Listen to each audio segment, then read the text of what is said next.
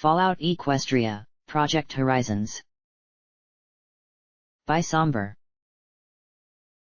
Blackjack, an incompetent security mare from the dystopian Stable 99, suddenly has her monotonous life turned upside down when the stable is invaded by vicious raiders.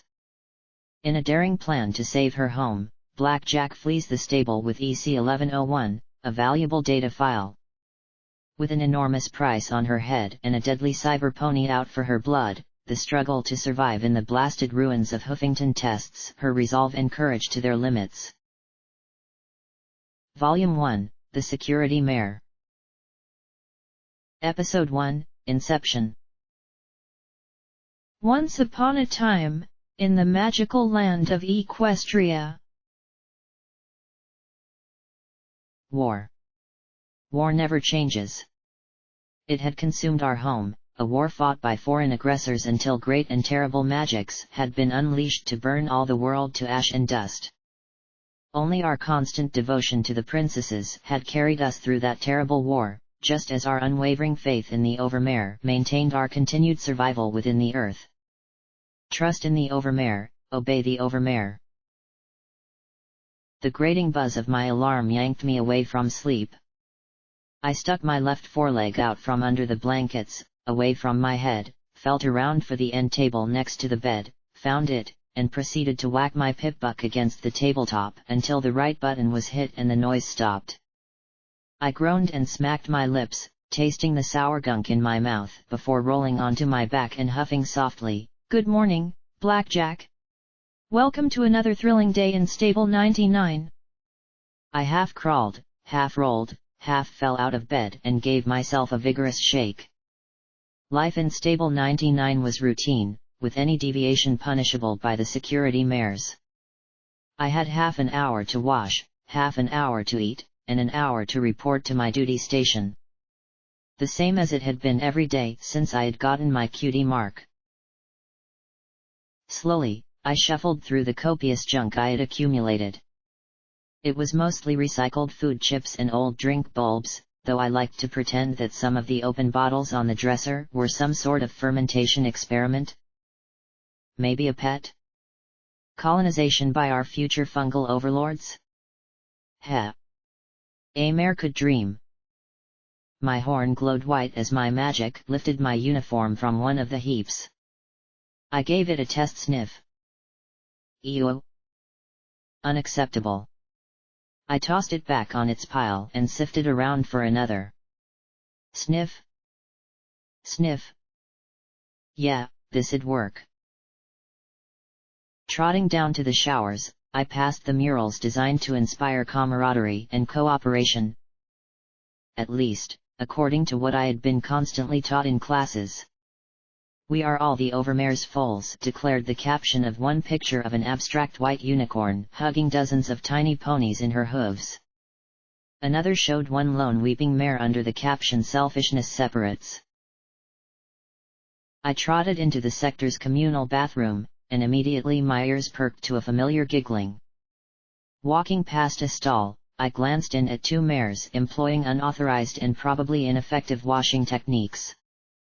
According to the training manual, behavior like that in public spaces was punishable by whipping and restriction to C-class rations, so it was pretty understandable that the pair looked up with some trepidation when they spotted me.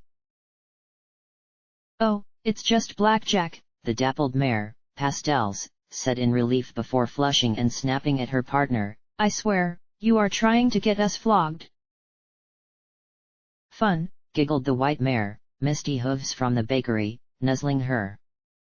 Misty was a chronic repeat offender. I didn't know if she liked the kiss of the whip or if there was something else wrong with her. Or both. I sighed.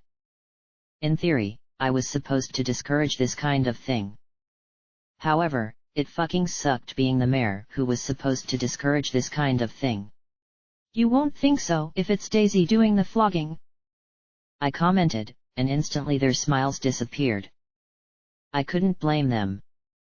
With the constant duty and honor bullshit, a little flank spank was one of the few reliable means of recreation, and a lot of the security mares got really enthusiastic about it. I stepped under the spray and immediately jerked. Cold. Yeah. Heating talismans are really slow today, Misty said. Well, I said after a moment, go back to your quarters and finish up your fun. Make sure you're back in your beds by curfew. That's me, big badass security pony. The pair glanced nervously at each other and then quickly finished their showers.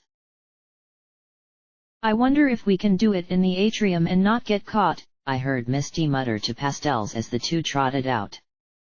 I rolled my eyes and shook my head. Some mares have all the luck. Not that they were the only two, or even the worst two. Half the ponies in the stable seemed to have at least one flavor of crazy. I supposed it was only inevitable when half your day was devoted to keeping this place going. And we had to keep it going. If we didn't, don't think about it. Stable 99 was all that was left. Every filly learned that as soon as they could read, the megaspells unleashed across Equestria had sterilized the surface. Radioactive death was all that awaited us outside. So we kept the stable working. We kept order. We kept loyalty. Because at any moment.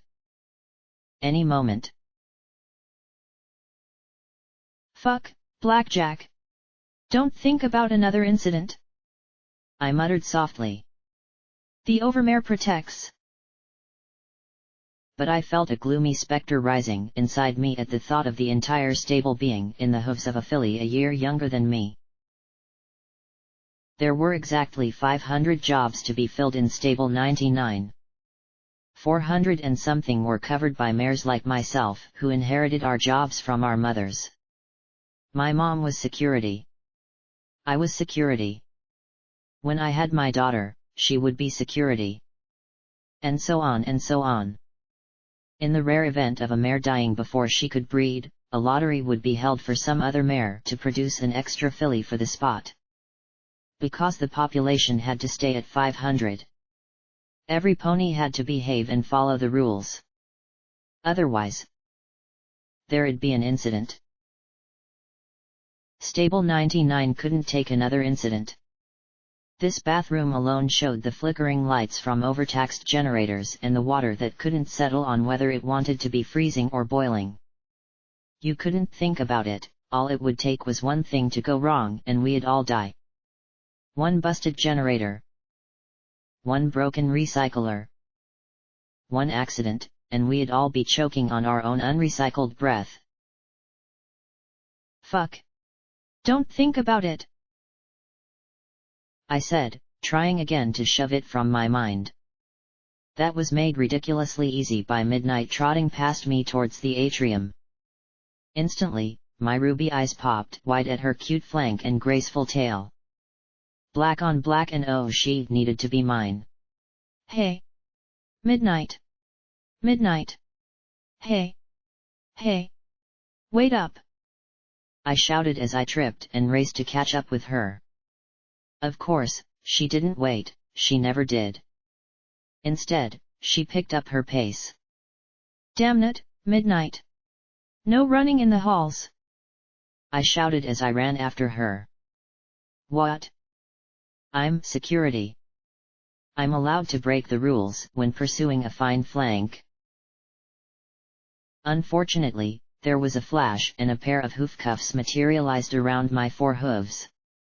OSH, I barely got out before rolling head over hoof. I glared around at the source. It could only be Daisy. Marmalade. Excellent cunt block. Top notch. The pale earth pony mare and honey-colored unicorn both smiled at my predicament.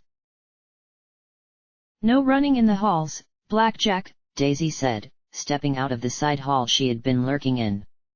When stable tech made the stable, clearly they hadn't had mares of her size in mind. Her ears nearly brushed against the ceiling as she looked down at me with her snide little grin. Not even after pussy. Marmalade gave an echoing little snicker. Right. You got me, I said as I held up the hoof cuffs. So. Ah. Don't know the spell yourself? I thought all the security unicorns did. Marmalade does. Daisy taunted as she stepped over me, making her way towards the atrium stairs. The vapid unicorn gave a slack grin and nodded, and then both of them had a good laugh as they trotted away. I rose, glaring at their backs before hobbling after the pair. All security unicorns were supposed to know a selection of spells for policing the stable. Me? I had telekinesis. And telekinesis. And oh. Did I mention telekinesis? I couldn't cuff or stun or do interrogation spells to save my life, all the practice I'd put in merely gave me a migraine. I'd have been better off being in maintenance. Wait, that would mean I'd be responsible for the stable. Strike that. Better I was in food prep. Nice, low responsibility food prep. That was the life for me.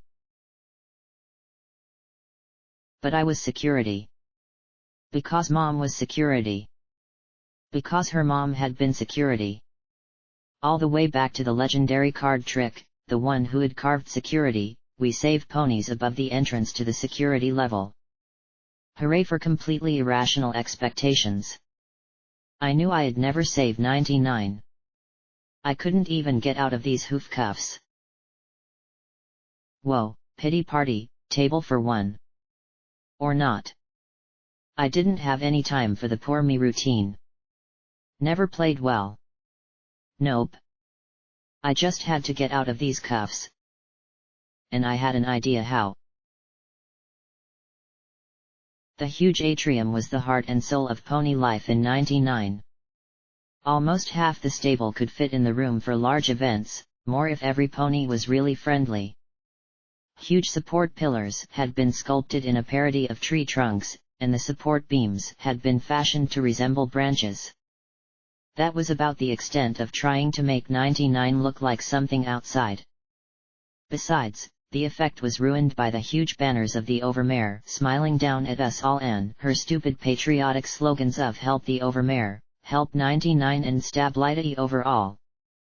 I mean, really. Stability.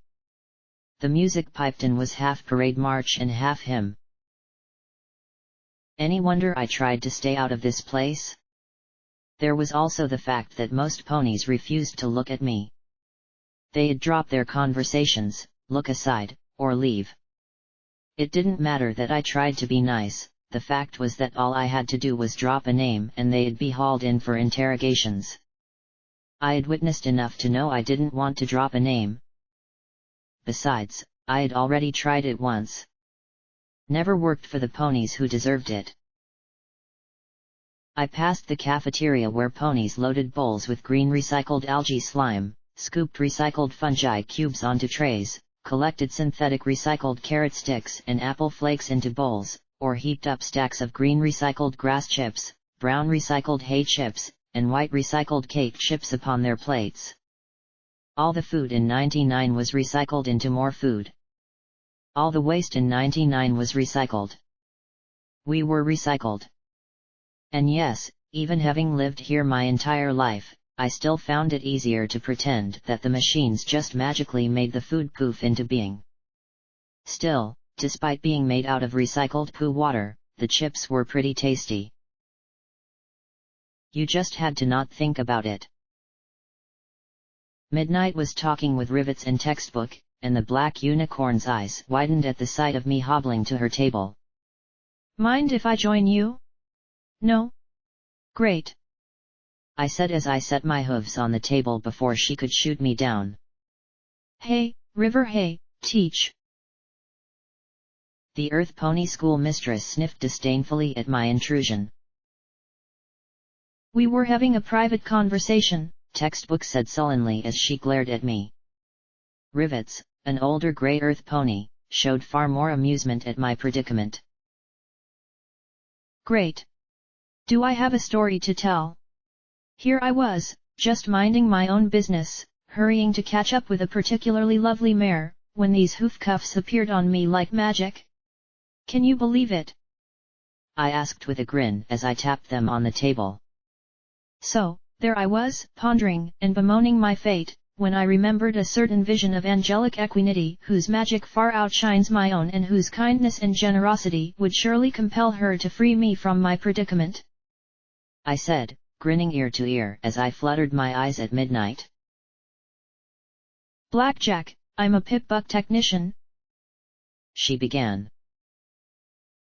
Which means you're intelligent, skilled, that you possess far more competence than a lowly security pony like myself, I said as she hesitated. I almost had her convinced. I'll pay you in oral sex, I blurted. Textbook turned the shade of a spoiled apple and rivets covered half her face as she chuckled. I'll talk to you tomorrow, Midnight said to Rivets as she trotted to another table. I'll be telling your mother about this, Textbook added to me before going to join Midnight. I groaned and pressed my face into my bound hooves. Rivets patted my shoulder. Oral sex, huh? What's the going rate on that? I'm an idiot, I muttered. Rivets chuckled, certainly not arguing. I had no idea. I didn't think you were into mares, Rivets said with a smile, munching on her grass chips. I shrugged. It's more the fact she always tells me no. I glared down at the cuffs on my hooves, growled, and then bit the conjured metal. She always plays hard to get, I said around the mouthful of metal. Well, it's your time to waste. Her spot on the queue's up, though, so I really doubt she'll have time for you, she said matter-of-factly. Really? My red eyes widened and then drooped along with the rest of my body. I slumped till my chin rested on the tabletop. Bummer. We all have our little trials, Rivets said with a sigh. I've got to get Duct Tape's Philly on the duty roster. She's taking over for her mom, she sighed. Hopefully she knows which end of the wrench goes on the nut. Duct Tape died? How? I gasped. She was one of the nicer ponies in maintenance. I frequently bumped flanks with her on C shift, though never actually talked with her, of course. After all, I was security and she was scared to death of me. Rivets snorted in irritation. Don't you ever pay attention? She died a week ago. Tried servicing the Overmare's terminal and it blew up in her face. Power junction wasn't closed. But Scotch Tape doesn't even have her cutie mark yet, right? She's still in school, I pointed out, twisting my hooves errantly in the cuffs to try and free them. Does that matter? I've got 150 maintenance mares to manage and I've got a hole on the C shift and she's got to fill it, Rivets said firmly, narrowing her eyes as she pressed her lips together. I feel for the kid. Really. But the stable takes first, last, and middle priority. She'll just have to get over it. Really? I thought it was Overmare first, last, and middle, I replied, enjoying a little smack talk. Normally it would get a grin. The look on Rivet's face now, though. I had never seen her look so angry in my life. My black and red striped mane itched terribly and I just wished my hooves were free so I could scratch it. Rivets groaned. Don't talk about the Overmare to me. She's been throwing all kinds of special work orders and studies my way. The little foal is demanding peak efficiency and she's countermanding my work assignments to make damn sure it doesn't happen. She reached into one of the many pockets on her utility barding and drew out a notepad. Last month she ordered the stable recreation broadcaster in maintenance 1 overhauled, but then she collected every piece of scrap electronics and conductors for inventory and kept the entire terminal crew occupied with searching and cleaning the stable databases. Maintenance 1 was the little closet of a utility space next to the stable mainframes and the massive stable tech hatchway right outside the atrium, I sometimes used it for naps when I knew the overmare was out. Did she say why? Do overmares ever? Rivets countered with a snort. Her mother was bad enough, I sure didn't shed any tears when she died last year. But that little tyrant is going to. And she drew herself up short, realizing that even though I was the most irresponsible mare in security, I was in security. She coughed and then gave a little shrug. I'm just concerned about the stable. That's all. And that was the story of my life. No matter how friendly I was security. She wasn't. I enforced the overmare's rules and punished those who didn't. I sighed, my ears drooping a little. Well, see you at the card game tonight. There was some considerable doubt in her eyes as she stared at me.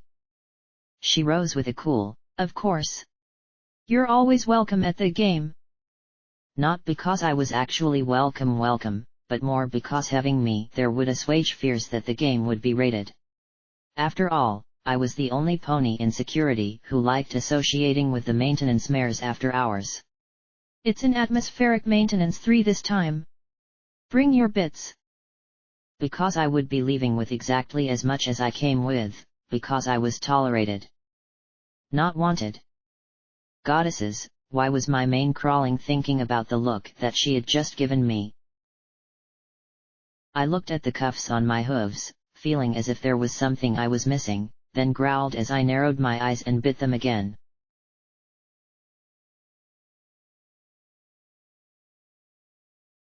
There were 500 ponies in stable 99, and 1/10 of them were resigned to the duty of protecting and safeguarding the stable and executing the will of the overmare. Unfortunately, we also had to frequently tackle the question of which one took priority. The briefing room was festooned with graphic reminders that service to the overmare is service to the stable. I hobbled in just as the security head started with the evening briefing. The security head was Gin Rummy, a middle-aged unicorn who still looked better than several of the younger mares. Her purple and red striped mane contrasted well with her lavender coat and bright pink eyes, and those pink eyes looked right at me with immediate disapproval the second I hobbled in. Gin Rummy trotted up to the podium and flipped through the notes organized on her pip buck. The microcomputer on the leg of every pony in the stable had a ridiculous amount of data storage space on it, but I wagered hers was nearly full. She had been head of security for longer than I had been alive, and I had never known her to not be organized, confident, and secure in her knowledge of what was going on in stable 99. Daisy and Marmalade snickered as I limped in, and I gave the rest of the security mares a sheepish grin and a shrug before taking my seat. Gin Rummy just sighed and looked at me with a slow, disappointed shake of her head. Still, wasn't much she could do. So, every pony. I want to thank you for your hard work. Stable incident reports are down to under 5% this month.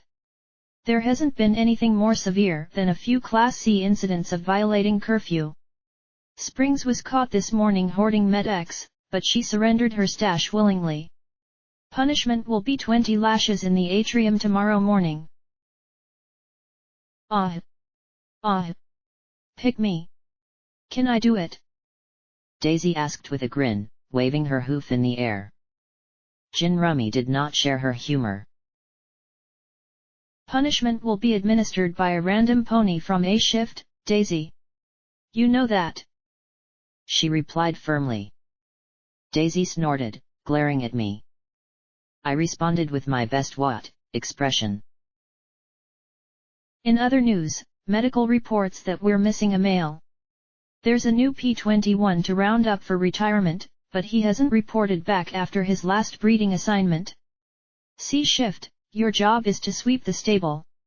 If a mare's sheltering him, write up the incident and escort him to detention. If not, find him. Gin Rummy said firmly. Daisy rubbed her hooves together gleefully. Most mares simply looked bored. I tried my best not to squirm. Damn it, why were hoof cuffs so hard to get out of? Every pony in stable 99 had a job assigned to them from birth. Maintenance ponies maintained, security ponies secured, and baker ponies baked. The 40 or so males in stable 99 were no different, they were breeding equipment. From birth, they had their segregated quarters in medical and were signed out by mares for reproductive purposes and, more frequently, recreational. There were 20 unicorns and 20 earth ponies on the breeding rotation. Once a male reached, how old was it? 12?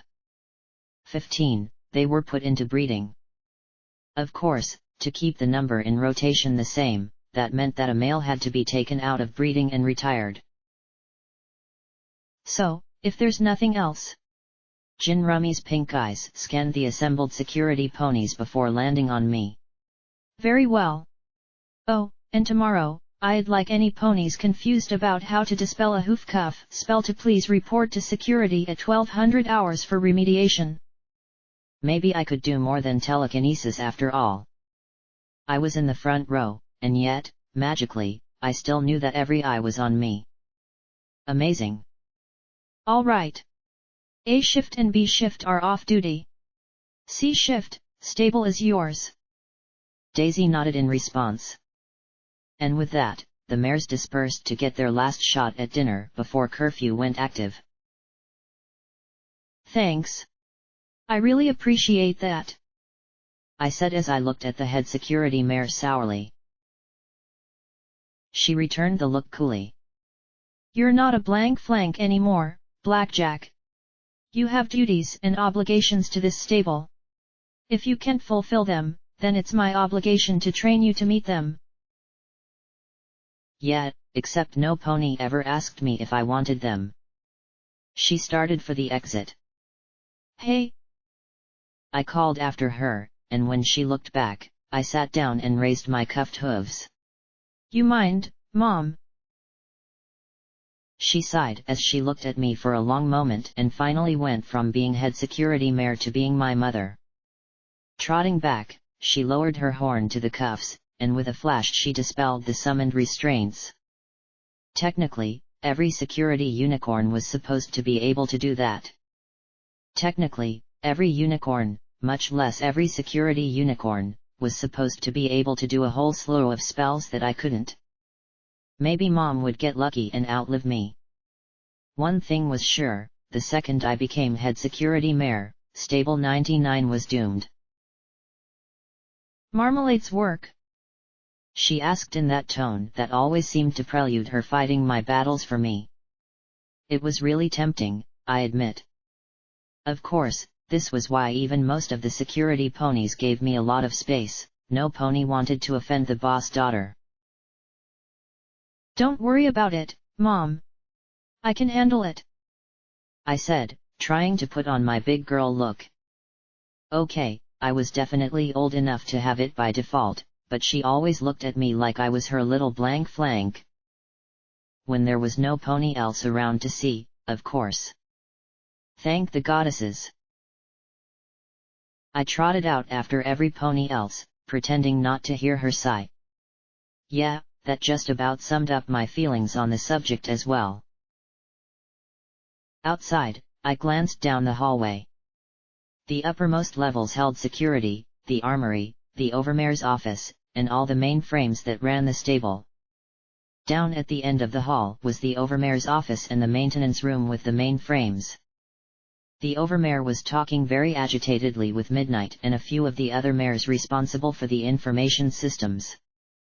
The dirty white unicorn filly who was our supreme leader looked mad. There was nothing new about that, but tonight she seemed like she was in a great pissed mood and was determined to share it. I had never seen Midnight looking so upset. Get out! Get out, get out, get out! Leave before I have you all shot! You're useless! The overmare concluded in nigh hysterical shrieks. It was at moments like this that I was glad the laws didn't allow summary execution. Really glad. Midnight! I shouted as the overmare returned to her office. She looked back at me, ears drooping as she rubbed her eyes furiously. I don't have time for your flank spank right now, Blackjack. The overmare's pissed. Yeah, I got that around have you shot, I said as I fell in besides her as we trotted back downstairs towards the atrium. Why? Midnight looked at me, then sighed and shook her head. She wants a data file. An old one. And you couldn't find it? I said with a frown. Unlike me, Midnight was actually competent. No, that's just it.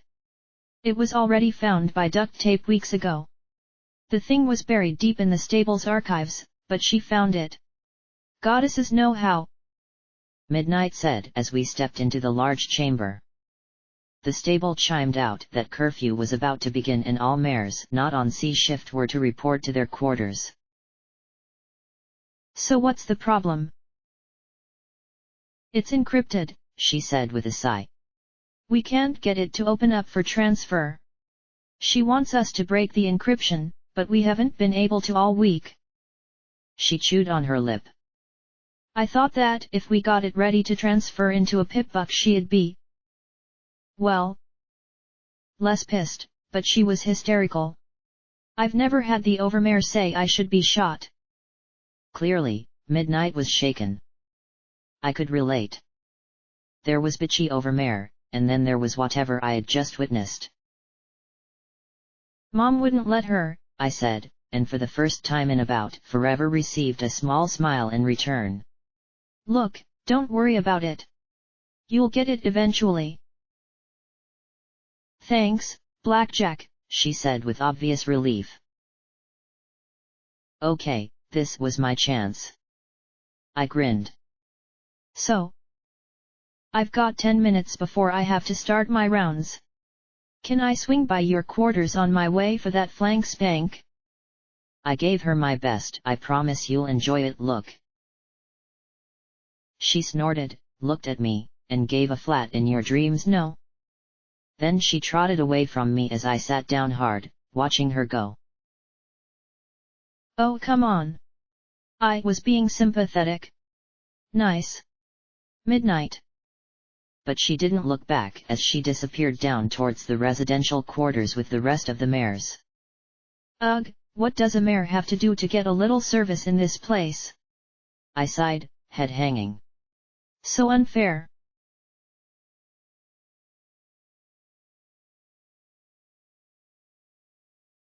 Stable 99 was arranged with one level atop another. At the apex was the overmare's office, security, the armory, and the main frames. Underneath that were the atrium, cafeteria, stable entry, and the 24 or so recreation, education, and medical facilities. Underneath that were the residential quarters for the stable's population.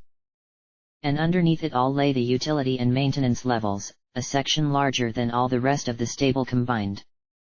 The recycling systems were all found down here, as were the magical generators that kept everything going. Manufacturing equipment, storeroom after locked storeroom, and, of course, all the little hidden fun spots, the makeshift stills, the love nests, and the nooks for gambling. Most security ponies stayed at the top of the stable. The tunnels below were dark, undecorated, and filled with the stench of all kinds of foul leaking fluids and chemicals used to keep the stable habitable. The overmare might have had complete authority over the top half of the stable, but this was Rivet's domain. She and her maintenance mares were always the most rebellious and independent element of the stable. One day... No, don't think about it. If there was an incident between the overmare and maintenance, well, I knew which side had all the guns and which side knew how to keep the stable alive. Hit me, I shouted over the hum of machinery as I looked at the worn playing cards. They were so old that I'd bet Rivets could tell them by the wear patterns. Good thing this wasn't poker. Rivets dealt me a 4 of spades. I really had no idea how Earth ponies managed cards. They just did. Me, I levitated them around as I looked at the other players. Tonight I was even less welcome than usual. The other 4 ponies kept muttering to each other, telling jokes and stories that left me out, and my winnings were virtually frozen. No pony mentioned the overmare. Clearly, they were watching themselves around the security mare. Because one word of sedition or talk about getting at the armory and we'd have an incident. Please, don't say something that would cause an incident. So, Blackjack, I notice you keep getting shit from Daisy and the others, Rivets said amiably as she smoked on her cigar. She had offered me the cigar at the start of the game, a blatant Class B violation that I'd never ever report her on. I had no idea how she manufactured them, but it was just another indication that things were painfully tense in the stable. After one puff, I had coughed so badly that she had taken it back. They've been doing that for... what? 3 years now. Oh, longer than that, I said with a small smile. Ever since my first big fuck up. But what can you do? Well, that is the question, isn't it? Rivets asked with a spread of her forehooves before dealing out the cards. We can't do anything. Daisy is security. You get your job and it's yours, no matter how you abuse your position. She chuckled, friendly-like, but I knew enough laughs to tell it was an act. Don't get me wrong, your mama is a fine mare. She's always tried to do right by the stable. She just won't do more. Oh, Rivets, please don't go there. Well, it's the way of things, isn't it? Is it? Rivets asked in return with a look that made my mane crawl. You think it's right that ponies like Daisy and Marmalade get to give you that ration of shit day in and day out? Well, no. But what does it matter what I think? It's the way things are. I swallowed, noticing that no pony else seemed to be interrupting. But does it have to be? Rivets asked. There was one answer she wanted to hear and a whole slew of wrong answers. I shrank back. Why did she have to be asking me stuff like this? Couldn't we just play the game? I needed to change the subject, fast. So? What is the overmare up to? I asked as I glanced at the others. They looked at one another, then at Rivets. She was still smoking her cigar with slow, steady puffs. I snorted. Look, I know every pony's a little more on edge than usual, but this is Blackjack asking. Come on, Rivets. I got my cutie mark here. In fact, I got my queen and ace of spades playing this very game. You can talk to me. Rivets chewed slowly on the end as her eyes measured me up. Finally, she gave a minimal shrug. You tell me. Overmare has us running like crazy for a month, updating her on the stable, seizes inventory, and duct tape dies doing work for her. Now she's screaming at midnight that she's going to shoot her and has her own little guard of security ponies following her around tonight. She what? I blinked, having left with midnight so quickly that I hadn't heard anything about that. Rivets nodded slowly.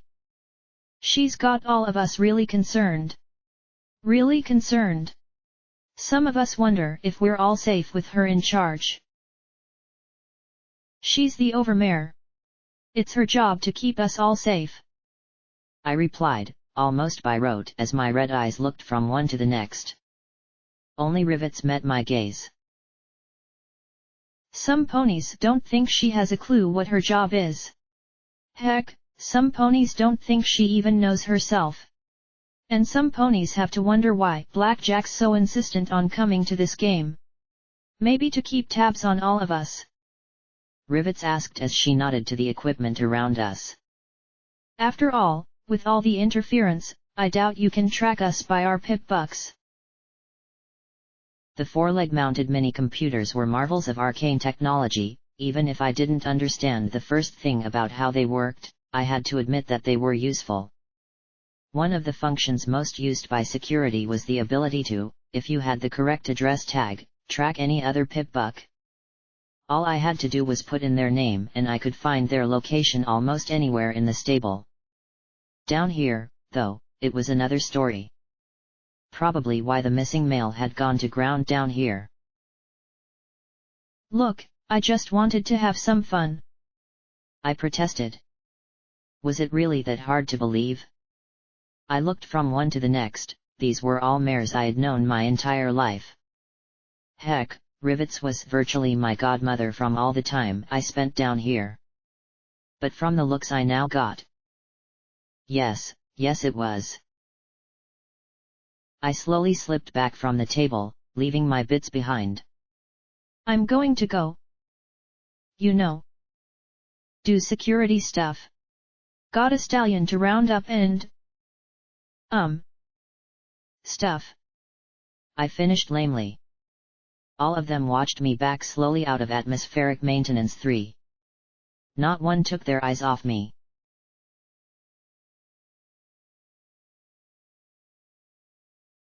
Several minutes later, I took a breather. Rivets was just pissed. She always bumped heads with any pony in authority, always sure no pony knew as well as she did how to run the stable.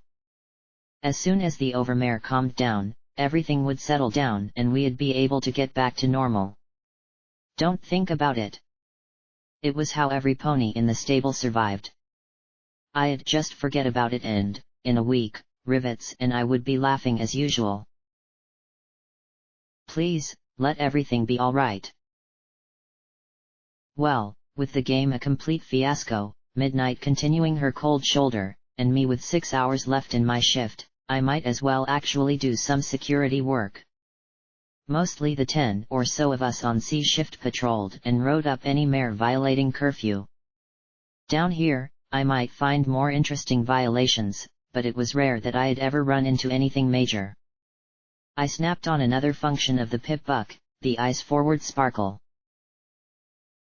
Instantly, a number of yellow bars filled my vision as the arcane device detected the number of ponies within a few hundred feet. It also had a few red bars, likely a few hungry rad roaches looking to take a bite out of me. The EFS was a function few ponies used regularly. After all, it only gave direction and hostility, and the indicator didn't even tell you how far above or below you the bar was. For all I knew, that yellow bar was around the corner or a floor up. I entered in the P21's pipbuck address, but the little icon twitched around spasmodically. Likely he was down here. Somewhere. It wasn't often that we had a buck who tried to hide from retirement. Most just reported to security or medical to get their shot and that was that. Occasionally there'd be a crying or screaming fit in the atrium. Rarely, they'd suicide. Ugh, please don't let me find him hanging or poisoned down here. The plain fact was that this was a stable, the only exit had been sealed 4 generations ago during the last incident, and eventually he'd starved to death. It wasn't like bucks knew how to get into food stores and the like. They just bred. That was all they knew, all they needed to know. Right? I trotted past a row of gurgling pieces of equipment barely lit by 1 yellow spark lamps. Knowing my luck, the yellow bar ahead of me was actually 1 or 2 floors above me. If I was lucky, I could get through this shift without any more disasters and, if I was really lucky, talk to Mom and not the head security mare about the rising tension. The former might be able to do something. The latter would have to crack down on Rivets, or, worse, tell the overmare. Then I heard a faint sniff and soft sobs over the hum of the equipment. Looked like I had found my pony. Okay, come on out and let's get you up to security. A quick shot and it'll be all over. The sniffling stopped, and then a tiny olive filly with teal eyes peeked out at me. My jaw dropped as I saw the pain and fear in her eyes. Oh. Ah. You're not. Ahem. I sat hard and rubbed my head. Could this night get any worse? You're not supposed to be down here. It's dangerous and after curfew. Where's your mama? She just stared at me, and her eyes dropped to her hooves. Recycled, was all she blubbered. She touched her pip buck and her ID flashed. Scotch tape, maintenance shift C. Oh. I tried to think up some creative profanity but... I got nothing. Oh. Well. What was I supposed to do? If this was duct tape's kid, then she was supposed to be here. Should I say something about her mom? Give her a hug? Tell her she's doing a good job? Tell her not to be a cryfilly? Sorry about your mom. Don't worry, I'm sure you'll get the hang of it. I grinned at her as she clenched her eyes closed, pulled a wrench from her barding, and nodded before trotting back between the massive round machines. I trotted away as quickly as I could. Wonderful, Blackjack. You'll get the hang of it. What is wrong with me? I berated myself as I glanced back over my shoulder. I really wasn't good at this whole life and death thing. Really. You just didn't think about death in '99. It wasn't really like death so much as one day you're there and the next day you're replaced by your kid. And someday they'll be replaced by theirs. I was glad that Mom would probably last forever. I didn't know how I'd handle the stable with her gone. I couldn't help but reach out and touch the steel walls of the stable. Some pony had dogged fuck the overmare on the grey metal and flaking white paint. A shout of rebellion from the incident almost a century ago, the last time the stable had torn itself apart. Back then, it had been bucks challenging the overmare and the rules imposed by stable tech when the stable had been established. Today, it was rivets against the overmare. Why'd I have to get stuck in the middle of this shit? And, just as I was getting a nice batch of self-pity whipped up, I stepped right in a puddle of leaking sewage. My hooves slipped in the slippery mung and I went over, getting a faceful of the cold sludge. Coughing and retching I kicked away, wiping my face furiously. My red and black striped mane and tail were smeared with grunge as I leaned against the wall, coughing and spitting. How nice that the goddesses were making my metaphoric life literal. I tried to think about what I knew of the newest P-21. He was green? No. Brown? Ugh. I paid more attention to the unicorn breeding population than the Earth ponies. I'd heard that this P-21 was already notorious for disappearing, though, so it wasn't much of a surprise that he had pulled another vanishing act. No pony was sure how he managed to get out of medical. Males weren't supposed to be smart enough for that. Wait. What was that? It was another yellow bar, but one that, when I moved my head, changed direction far faster than any of the others. That meant that it was a lot closer. As in right on the far side of a door marked emergency storage number 3. I frowned, tried the handle with my horn, and was astonished to find it unlocked. Not even rivets left these unsecured. Slowly, I levitated out my baton, opened the door, and flipped on the lights. Row after row of metal boxes lay on dusty shelves for the day another incident occurred. Of course, there weren't any weapons or ammo, but clearly some of these boxes had been opened. I toggled the lamp on my pip buck, flooding the far depths of the chamber with light. There, in the corner, hid a blue earth pony mare in ugly grey utility barding. I immediately relaxed as she watched me with worried blue eyes. Sweet Celestia, what are you doing in here? I thought rivets kept this place locked up tight. She just looked at me with wary eyes. Just getting some stuff for rivets. Her soft voice was surprisingly deep for such a puny pony. I'll just get it to her, she said, slipping on her saddlebags and starting slowly towards the exit. But as she drew close to me, I frowned. I knew all the mares on the C shift, and the only blue earth pony was a medical mare. What shift are you on?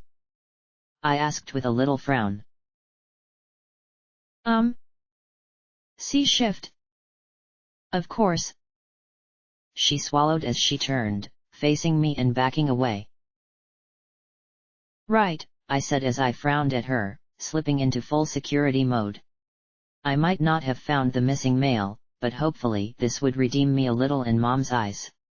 Still, why any pony would want to steal century-old supplies was beyond me. Identification please. She gave it by turning to bolt for the door. Now, I might not be very good at magic, but I definitely knew how to swing a baton and tackle a fleeing thief. She made it a half-dozen steps out the door before my glowing stick swept her legs right out from under her. As she went down, I jumped on her back and was amazed when she went completely still. Okay. Identification. She didn't move, didn't respond in the slightest. She just lay there, shaking and crying silently. I frowned and reached over to use my security override. P21, breeder. Retire from service immediately, flashed on the screen of her. No. His pip buck. You're the new P21. I muttered, staring down at his saddlebags and clothing. Keeping him pinned with my hooves, I stripped him of his stolen goods. Sure enough, those were parts that didn't belong on any mare. What? What the hay is going on here? He didn't move. He simply lay there with his eyes closed, curled up. Saddlebags full of food. A utility mare's outfit. Had he planned on trying to actually live down here? Like all bucks, his cutie mark was a white male symbol with dots underneath it. His had 2 rows of 10 white dots. Below that would go 1 more dot. Though I was never sure why, since after that he'd be heading straight to retirement. Well, time for the next bit. Ahem. According to Overmare and Stable Tech bylaws, you are to be escorted to security for final processing and chemical retirement. You are obligated by stable laws to accompany me or you will be compelled. Do you understand? Goddesses, I hated playing the security mare part. He knew the rules. I knew he knew. He knew I knew he knew. Why did I have to pretend? Meanwhile, he just lay there like a blue doll, his eyes white and glassy. Just kill me. It's what you do, isn't it? P21 muttered. I blinked down at him in confusion. It's not my place to kill you. I'm not an executioner. You're going to be... retired. I tried to grin and put him at ease, because bucks sometimes did stupid things.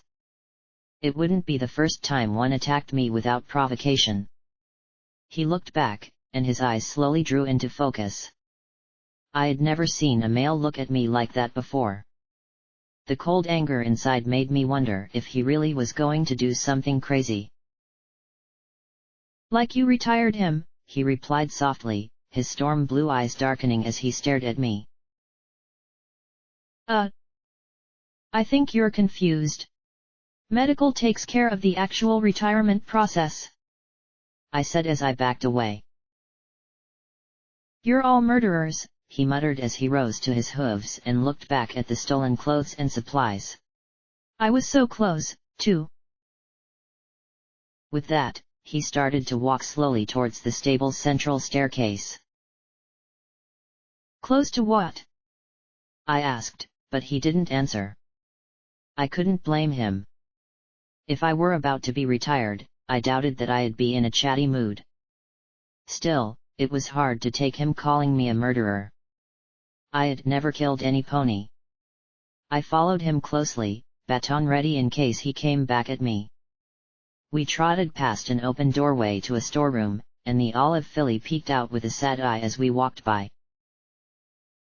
I wish that was all that happened. Just as we reached the stairs to the higher levels of the stable, a baton wielded by a pale yellow mare whirled out from a side hall and struck his rear knee with the sickening, tearing pop that signaled a damaged joint. He fell to his side, screaming in pain as Daisy and Marmalade stepped out. The huge pale mare spat out her baton, caught the strap on the end of her hoof, and twirled it. About time we found the missing penis. She slammed her hoof into his face as he tried to curl up into a tight ball. And he's with you, Daisy added with a grim grin. Bonus. Daisy. Marmalade. What the fuck are you doing? I asked as Marmalade's floating baton thumped hard against his ribs and Daisy smashed him with her hooves again. Saving medical some work. This little fuck's had us down here for hours, she said as she grinned at Marmalade. So I figured we'd take care of him ourselves. What the fuck? You can't fucking do this. Medical retires ponies, not security. Was I actually quoting stable bylaws now? The worst security pony in the stable? What the hell was happening here? Oh, he's fighting us, Daisy said as she circled him, and brought her hoof down on his swelling knee. Resisting security. A real dangerous case, right Marmalade? The honey-colored mare nodded with a dumb grin. And just like that, they set themselves to beating him to death before my eyes. I wondered if this was some kind of nightmare that I'd wake up from. But as he cried out in pain, I clenched my eyes closed. Just wait a few minutes and it'd be over. Just do nothing, Blackjack. Don't think about it. Don't think about it. Don't think about the thumps and the cries and the sobs and the begging. No. Security saves ponies. I looked at the pair beating him in glee and charged Marmalade first. Last thing I needed was another pair of hoof cuffs on me. Her orange eyes widened in shock as the baton cracked loudly against her skull with such force that she tumbled over. Goddesses, I hoped I hadn't killed her. Daisy's shock transformed into rage much faster. What the fuck do you think you're doing? He's a fucking worthless male. He's disposable. She charged, and while normally I'd back away from her kicks, this time I charged to meet her. Our chests slammed together, and it was all I could do to keep from being crushed under her. Sweet Celestia, how much did she eat to be this strong? As we struggled, though, I still had one advantage she didn't. My horn flashed white as I wielded the baton in my magical grip. And one more thing I could do with telekinesis. With another thought, I triggered my Pip-Buck's stable tech-assisted targeting system. The SATS was a magical spell that momentarily slowed time almost to a stop and let me line up my attacks perfectly. Each attack cost some spell charge that had to build back up over time, but right now I wasn't going to waste any of it. 3 baton strikes to the head. The spell even gave me the probability of each strike landing. Triggering the spell, time sped up but still seemed to move at a crawl as my baton rose and fell soundly upon her head. The first split the skin above her eye. The second busted her nose. The third missed. Still, when the spell faded and time fully resumed, she staggered back in shock. I stood over the fallen stallion, swinging the baton with all the force I could as she retreated for once. Then Marmalade rose, looking at me with a hurt, betrayed expression. Suddenly, this looked bad. Then our Pip-Bucks crackled, the built-in radios squawking. All C-shift security personnel are to report immediately back to security. Repeat. All C-shift security personnel are to report immediately back to security. Daisy stared into my eyes as we both panted, my baton trembling in the air before me as I stared at her, heart racing. This wasn't training, with Mom watching and other mares keeping an eye on me. If they came at me, it would be to kill the male beside me. Even if he was slated for retirement, he didn't have to die like that.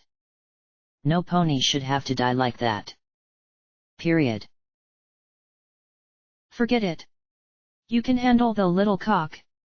I'll report you're bringing him in. Daisy said sourly as she touched her bleeding nose and then glared at me. One day, I'm going to have your fucking head on a stick, Blackjack. Promise you that. I swallowed, doing all I could to keep my magical focus on my baton. Maybe, but not today. The metal rod wavered in the air, my heart thundering in my chest.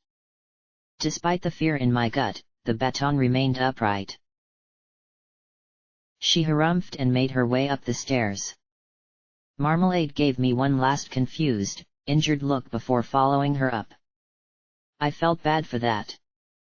I doubted Marmalade would have ever hit any pony if Daisy hadn't hit him first. Once I felt that they weren't going to double back, I knelt and began to see to the buck.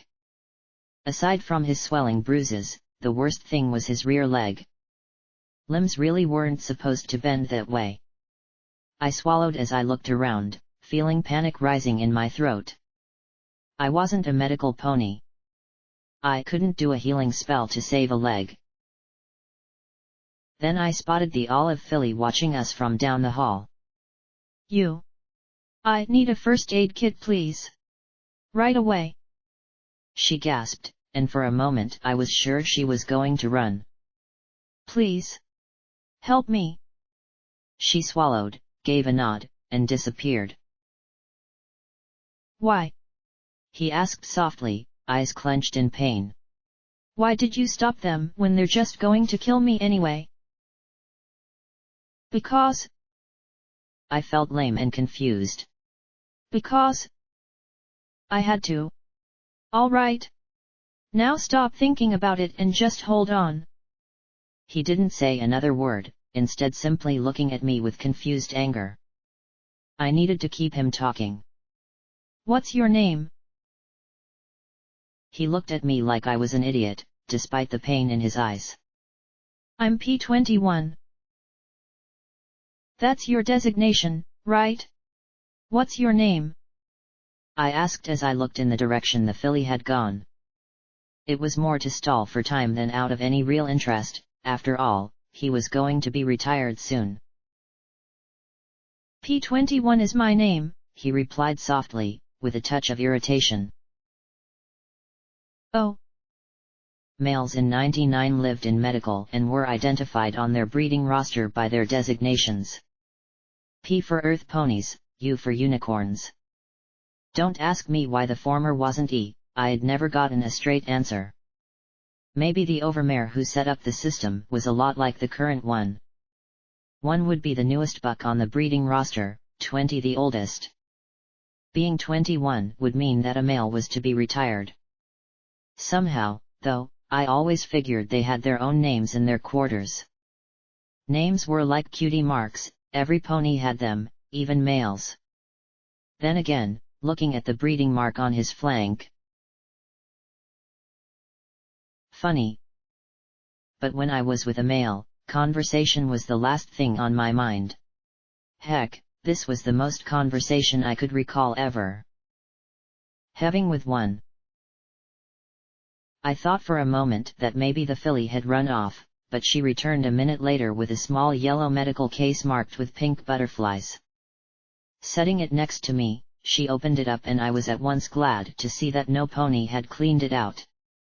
The cases were supposed to stay stocked at all times, but sometimes ponies would steal the contents for one reason or another.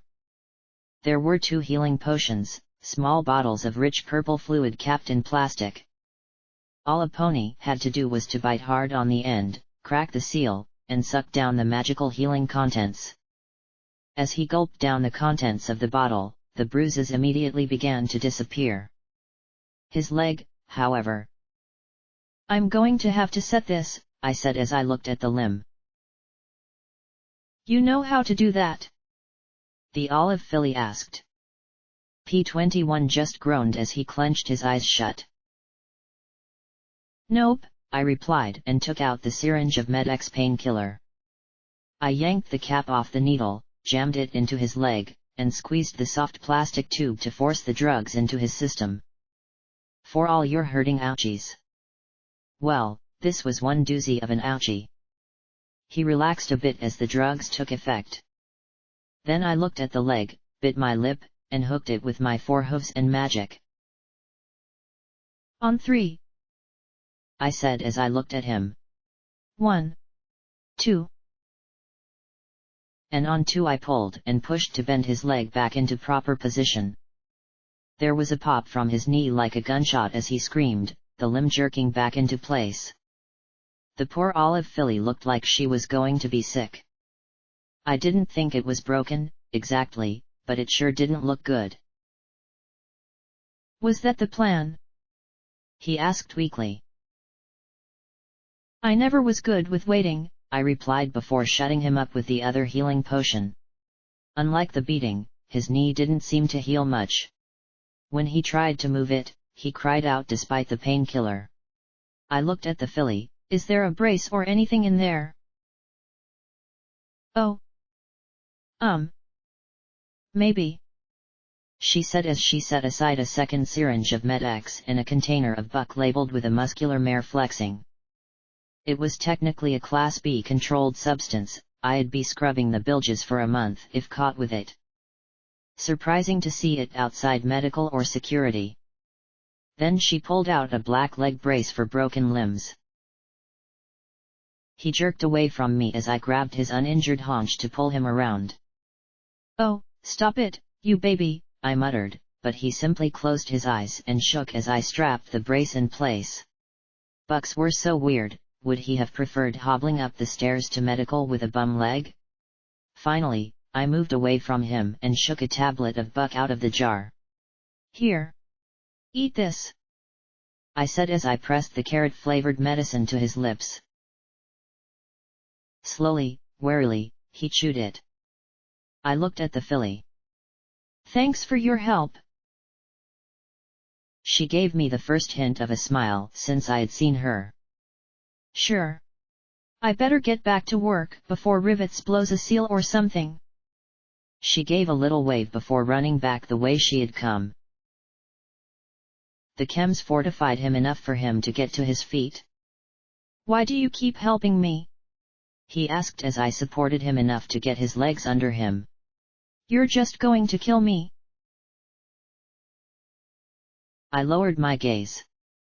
Well, I can't stop that. But I can at least try and help you. It's what security mares are supposed to do.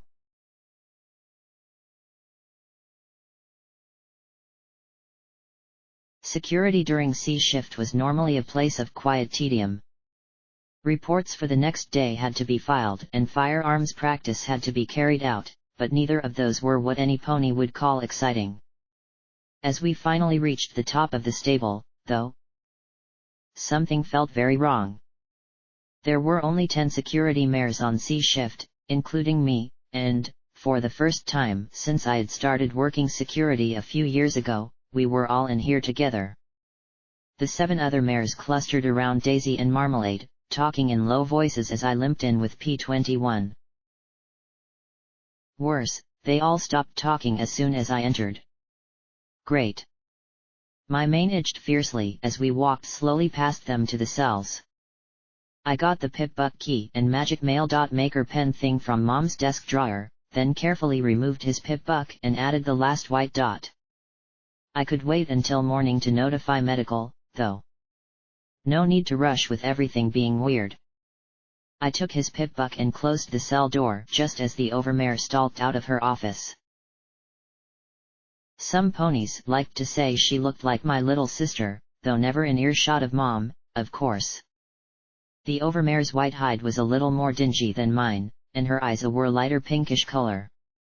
Her mom had once styled her mane in elaborate curls and dressed her up in fancy outfits, but, since her death a year ago, the overmare had chopped her dove grey mane short and worn nothing save her Pip-Buck, almost flaunting her stable tech logo cutie mark.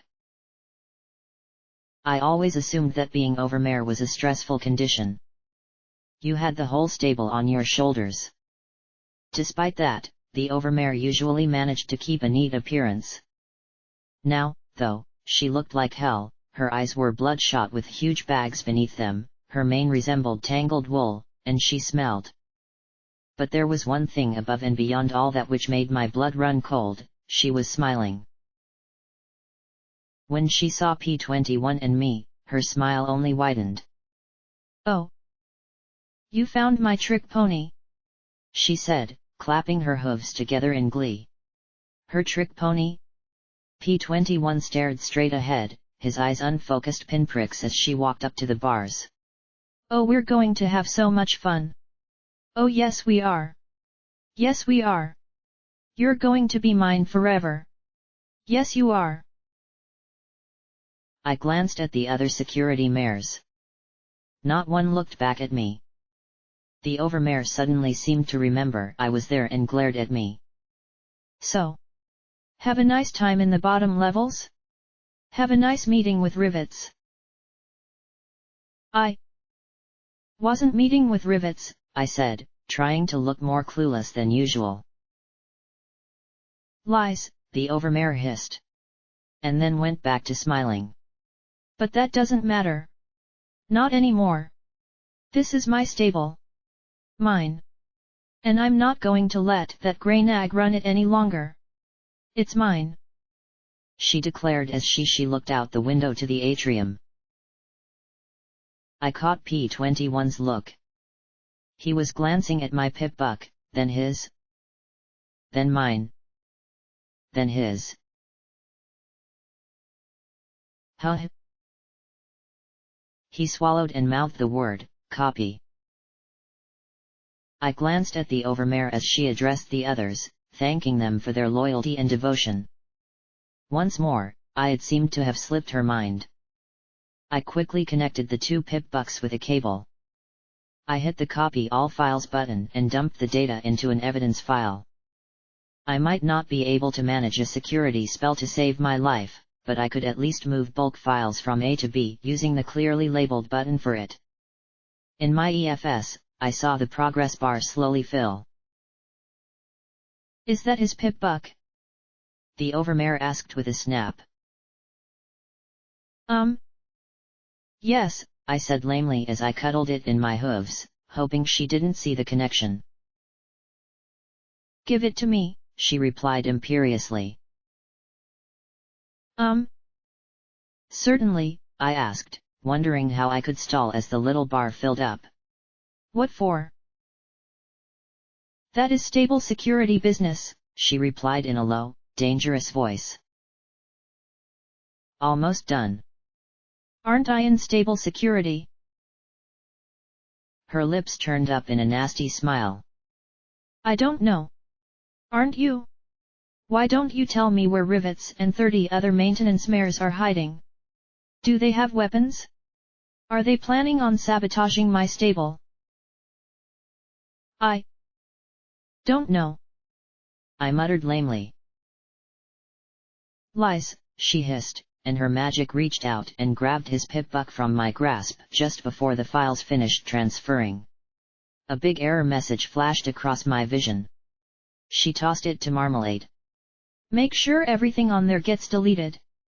I don't want anything going wrong," she said as she trotted to the armory door and opened it with her pip-buck.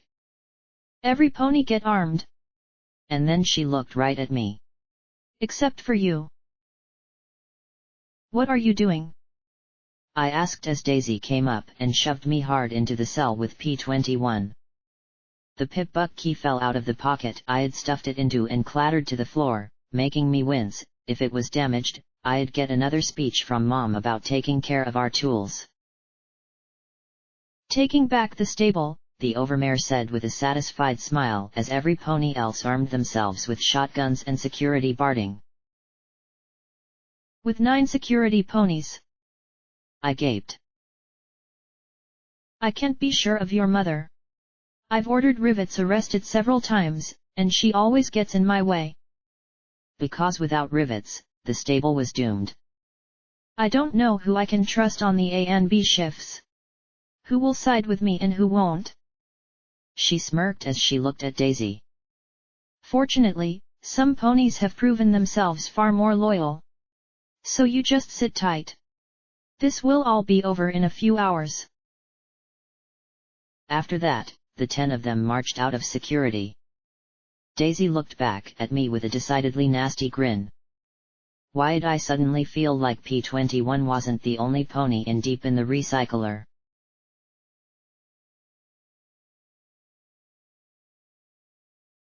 Whatever they were doing, they were certainly taking their time. I was left in one corner while P21 sat silent as a blue statue in the center of the cell. I looked at the diminutive pony. There was something vaguely familiar about him, but I felt that way about half the stable. All I knew was I needed to get out of here and...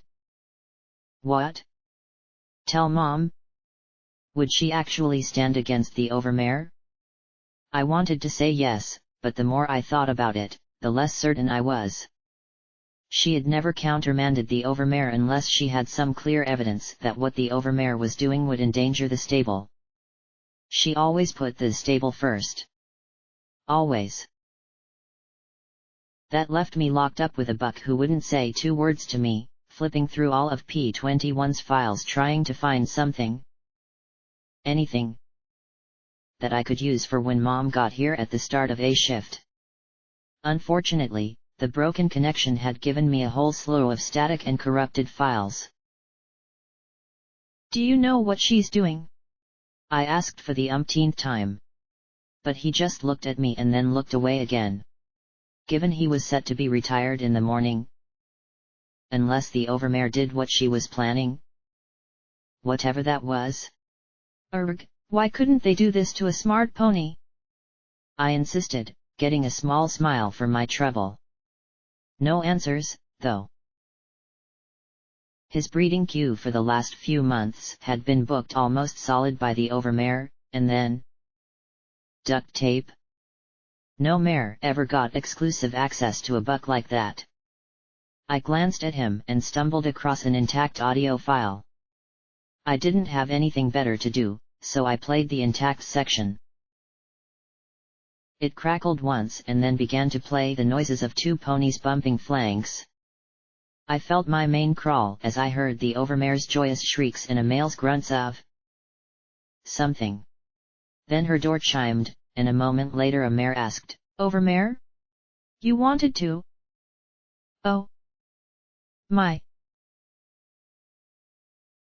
The sounds of coupling trailed off, and the overmare grunted, "You're early, duct tape." There was a strange wet noise I didn't even want to imagine and the sounds of belabored male breathing. I didn't want to be late, she said in a worried voice. Is everything all right? Tisk, it's nothing serious. He's such a good little pony. The overmare said in tones that made my mane crawl. Now, were you successful? I did as you asked. I've a list of everything you need for it. Duct tape said in a little, timid voice. But really, this is something you should talk to Rivets. No, thank you. Rivets has so much going on that I wouldn't want to trouble her. The overmare continued smoothly, the question is, will you be able to carry out the repairs? Me? Yes, duct tape. You.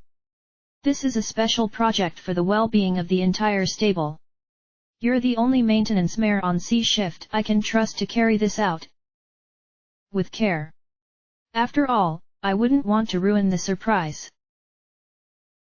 I didn't have any trouble imagining the mousy grey mare blinking at the word surprise. We didn't know each other well, I think I scared her just by being in security, but I remembered that she always liked nice surprises. I suppose I could, but... Excellent. I can't tell you how relieved I am to find a mare willing and able to help the stable. Then the overmare hummed softly. You deserve something special for all your hard work. I don't think so. I mean... Shouldn't we get him to medical? Duct Tape said in clear worry. The overmare didn't answer for a second. You like this buck? Well, I suppose. He helped me with Scotch, after all. She replied in far softer and warmer tones than suppose. I see. I see. He is a gem of a pony. Wonderful technique. Truly. She said matter-of-factly. If you're doing such excellent work for me, I see no reason not to put a word in with medical. You might be able to spend a lot more time with him. Really? There was no missing the eagerness in Duct Tape's voice. Really? Provided you keep it from rivets in every pony. This is a critical project. Without it, I fear, the stable will not survive. Well... I mean... That might be very... nice. I'll give it my best. For the stable, of course. Oh goddesses, I could practically hear her blushing. The overmare's titter offset the warm and cozy feeling. Good. Everything you need will be provided for. And with those last words from the overmare, everything dissolved into static. I thought about that. If I hadn't just seen the overmare. Ugh, but that wasn't enough. The overmare's position could not be challenged at any time. Period. That was the law. A stupid-ass law, but my mom always honored the law.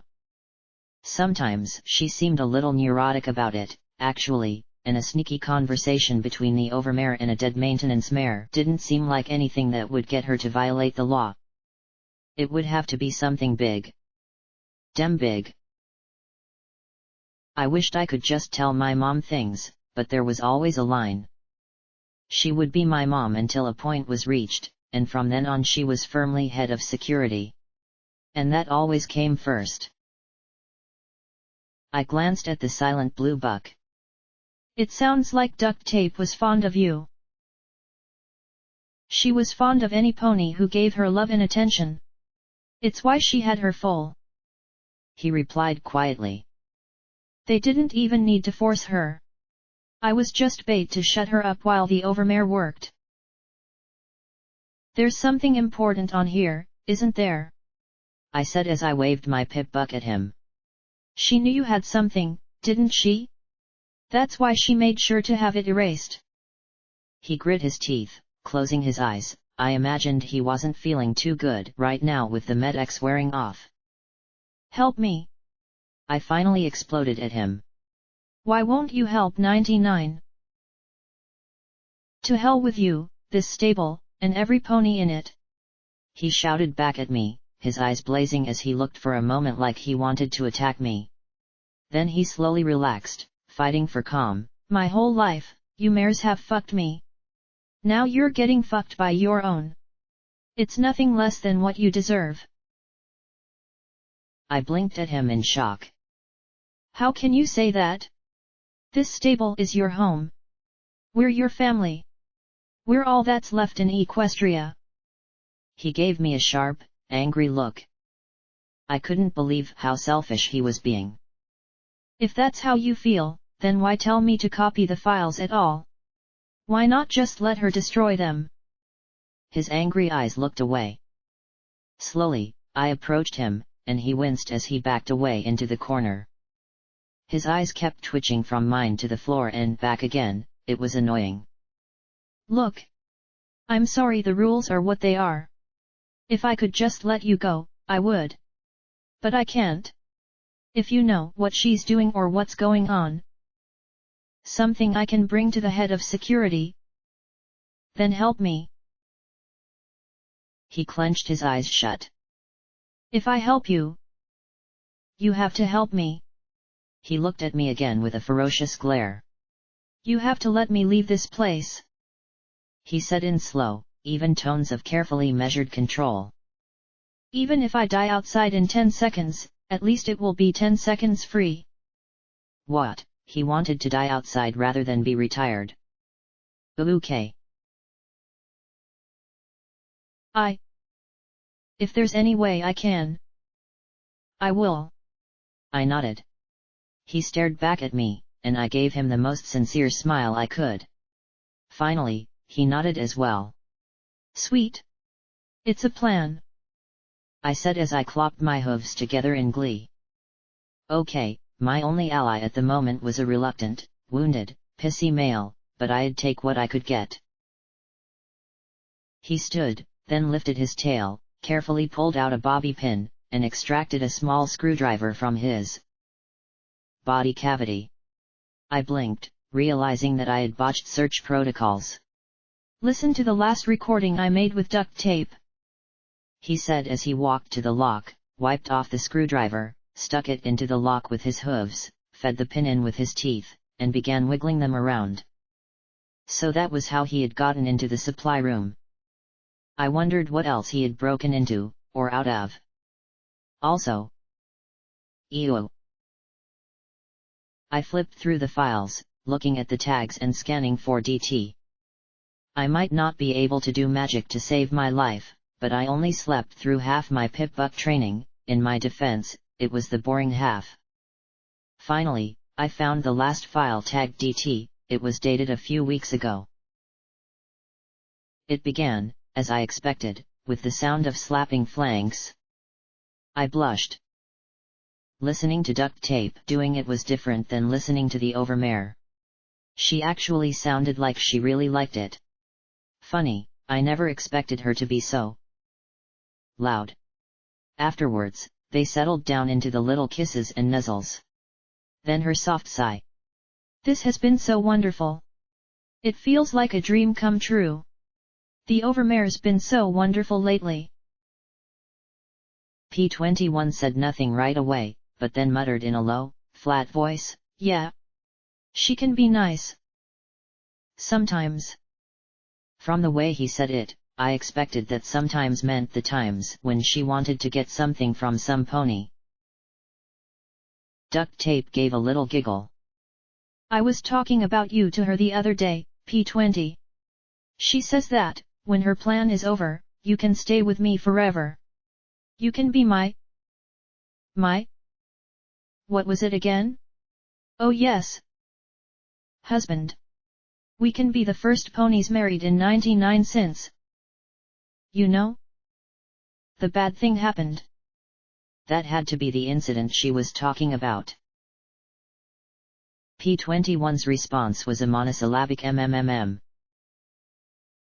And we can have another foal together. Or two.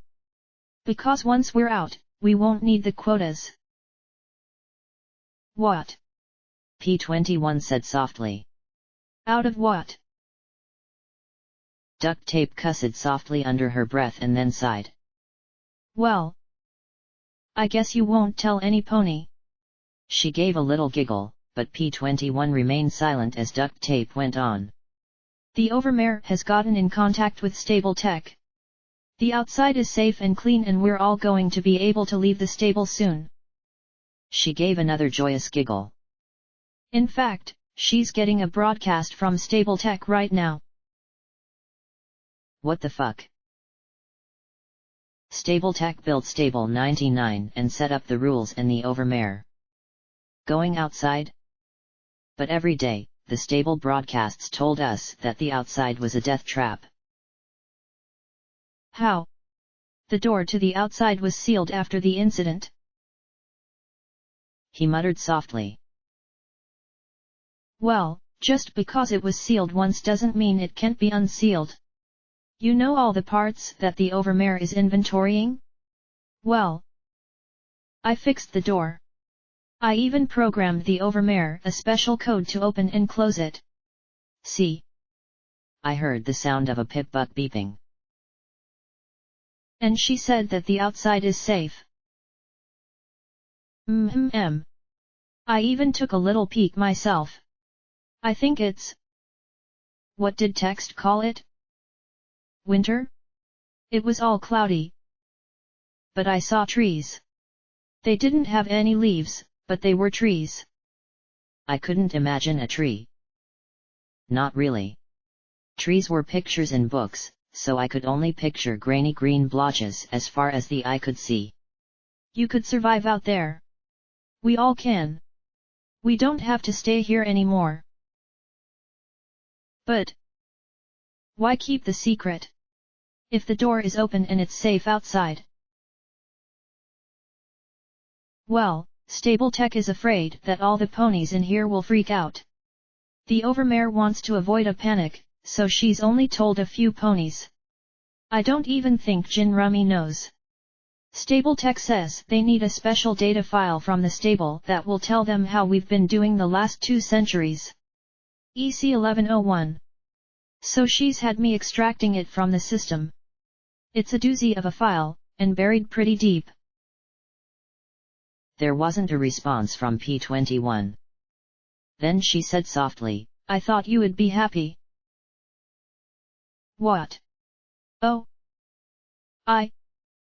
It's just a lot to take in. He said quietly. Then he said softly, ducked. Do you trust the overmare? Of course. We all must trust the overmare. She's our protector and our guardian. We'd be lost without her. She said in road fashion like half the mares in 99. Of course, I'd say the same, but I'd be thinking sarcastic thoughts while I did.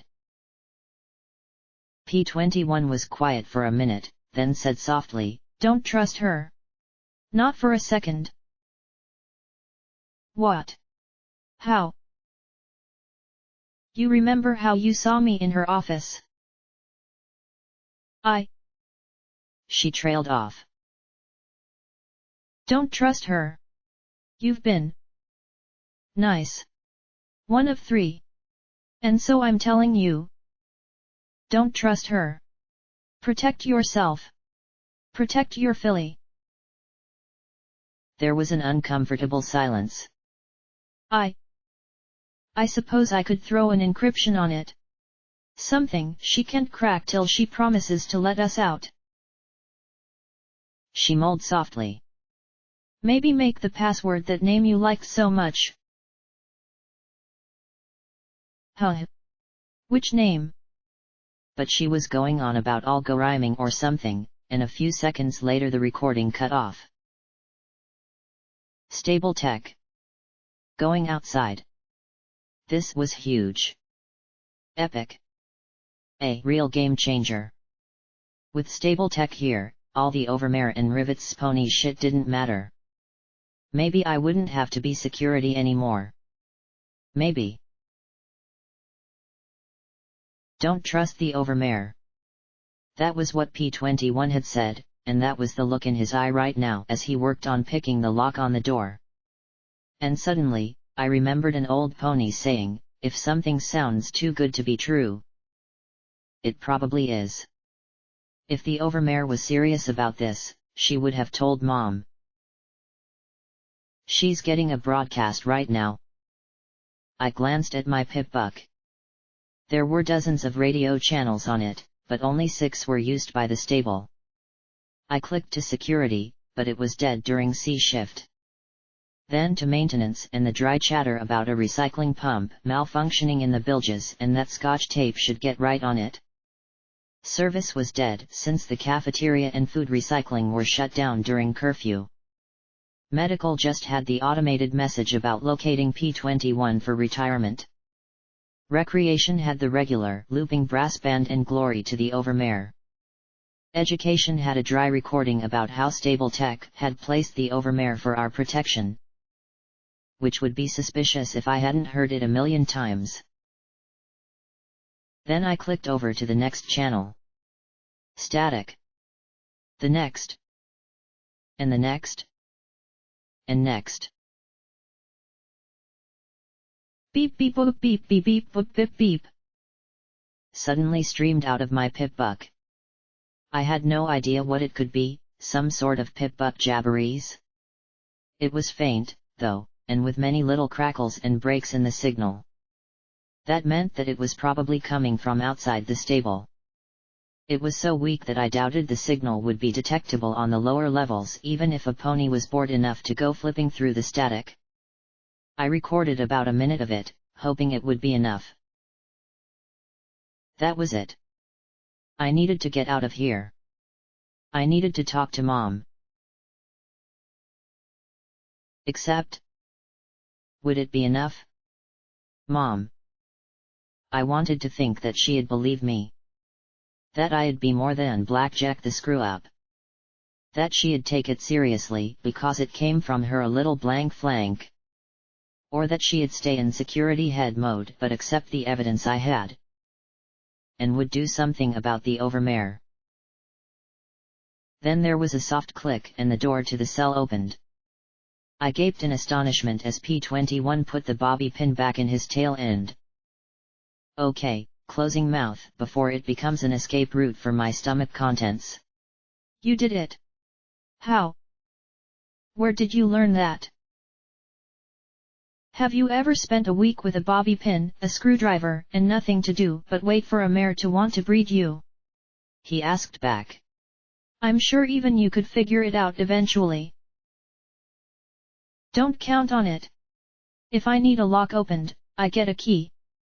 I countered as I pushed open the grate and trotted into the deserted security section. Oh, key, reasoning that I might as well not make things worse, I scooped up the pip-buck key and pen thing and put them back in the drawer. Right, back to the overmare going crazy. I could try and get Mom on the radio, but I knew Daisy and the others would be listening to that channel. Every pony else would be asleep or under curfew. Look. I need to get down to tell Jin Rummy about this. Then I looked down the stairs. I also needed a gun. Goddesses, was I really thinking of shooting security ponies? Even Daisy? The thought of such a thing made my stomach churn. No crime was worse than murder in the stable. Killing another mare was robbing the stable of some pony needed to keep every pony alive. But if the overmare was up to something... I trotted to the armory door and hoped I wasn't going to set off an alarm or something. Normally Brandy Buck would be stationed outside it during C shift, but she had left with the others. Can you open this? He glanced at it and then moved over to the terminal next to it. Maybe? With some time. Unlock the door with the terminal? He caught my surprised look and rolled his eyes. Look, don't you have a mare to warn? Right. Right. He was a smart pony who knew about locks and terminals and, despite being a male, probably a lot of other things I didn't. Great, even the males were better than me. Enough of that. Now was definitely not the time for self-pity. Okay. I'll be right back. Oh, how I hoped I'd be right back with Mom and all of A and B shifts behind me. I picked my way down to the atrium and heard the overmare and Daisy's voices raised in argument, but with the echoes and distance I couldn't make out specifics. I crept across the wide open space, trying to use the reinforcing columns as cover. Then Marmalade glanced back across the atrium at me. She blinked, then gave a simple little smile and a little wave of her hoof. Smiling slackly, I returned it and nipped into the cafeteria before any pony else noticed. My heart hammered in my chest, and I didn't dare glance back towards the tiny chamber off the atrium. I didn't know what the overmare was planning, just that it was time for the shots to be called by a smarter pony than me. I scrambled down the stairs past the medical clinic, school, and other support rooms. I was in such a hurry that I smacked my head on the door to the living quarters before it fully recessed into the ceiling. Eyes watering, I rubbed my noggin and clenched my teeth. Mom! Mooum! I shouted as I raced to her room. Then I saw that her bed was still neatly made, and for a moment I felt my heart stop. She wasn't here? Why wouldn't she be here? She was always here. Except now. I sat hard on my rump, thumping my head with a hoof and not helping my headache at all. Think, Blackjack. Think. Unfortunately, saying it didn't really help my brain any. Her tag. I punched it into my pip-buck and brought up my EFS. Then I turned in a circle, looking for the little arrowhead. Nothing. I screamed a little in frustration, beating my hooves in front of me. Of all the times for her to disappear. She could be blocking her tag. The head of security could do that, I think. Or she might be somewhere in the stable where she couldn't be traced. Oh. What if something happened to her? All that didn't mean anything. The overmare was doing something. I needed to know what. I needed to know what all those signals the overmare received meant. I needed a smarter pony that actually knew something about pip-bucks. Well, I had been looking for an excuse to bug Midnight in her quarters for months. Looks like I finally had it. I stopped only long enough to write a note, overmare up to something. Stable in danger. Gone to Midnight's. BJ. Then I was hurrying down the residential quarters to Midnight's. Being a security mare, I had certain privileges. Like being able to override most residential door locks with my pip-buck when the stable was in danger and I didn't have time to knock. I wish I had knocked. Actually, I wished I knew another mare in data systems I could go to. The sight of Pink U10 huffing and rutting away froze me in my tracks. Oh, yeah? She was on the breeding queue now, wasn't she? I blinked and tilted my head. U10 certainly went at it with enthusiasm. Ugh. What was I doing? Midnight.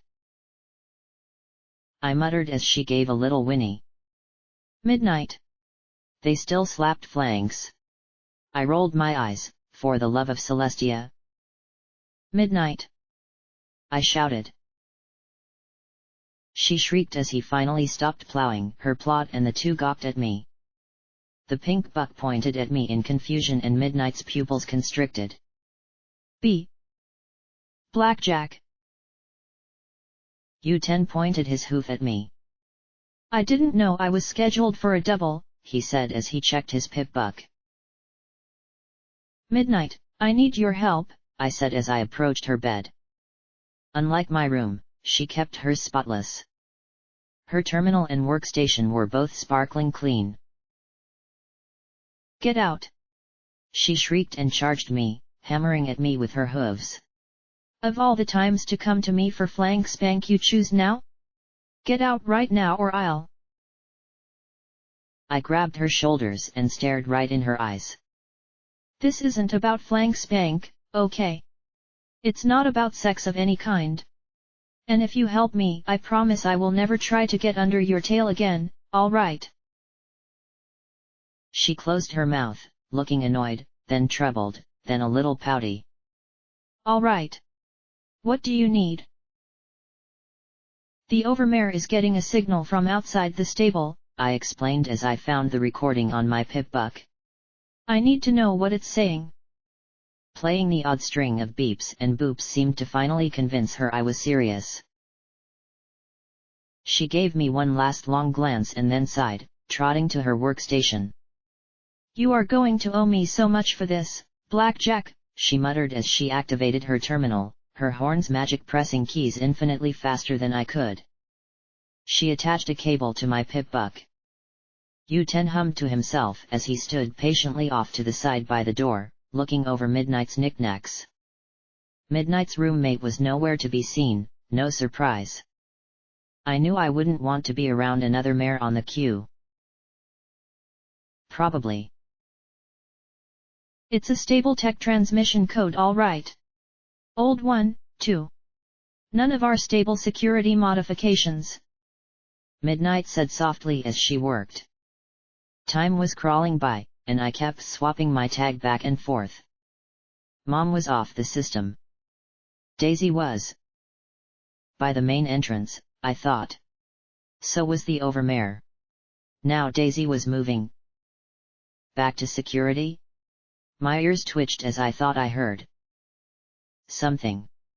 One benefit of life in Stable 99 was that the quarters were nearly soundproofed.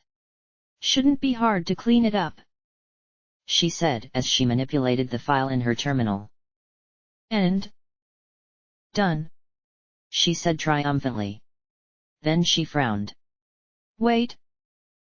It's a text file. I blinked, leaning in to make sure I didn't mistake it. Stable Tech Security Forces incoming tonight, 0100 hours. Have EC-1101 prepared for extraction.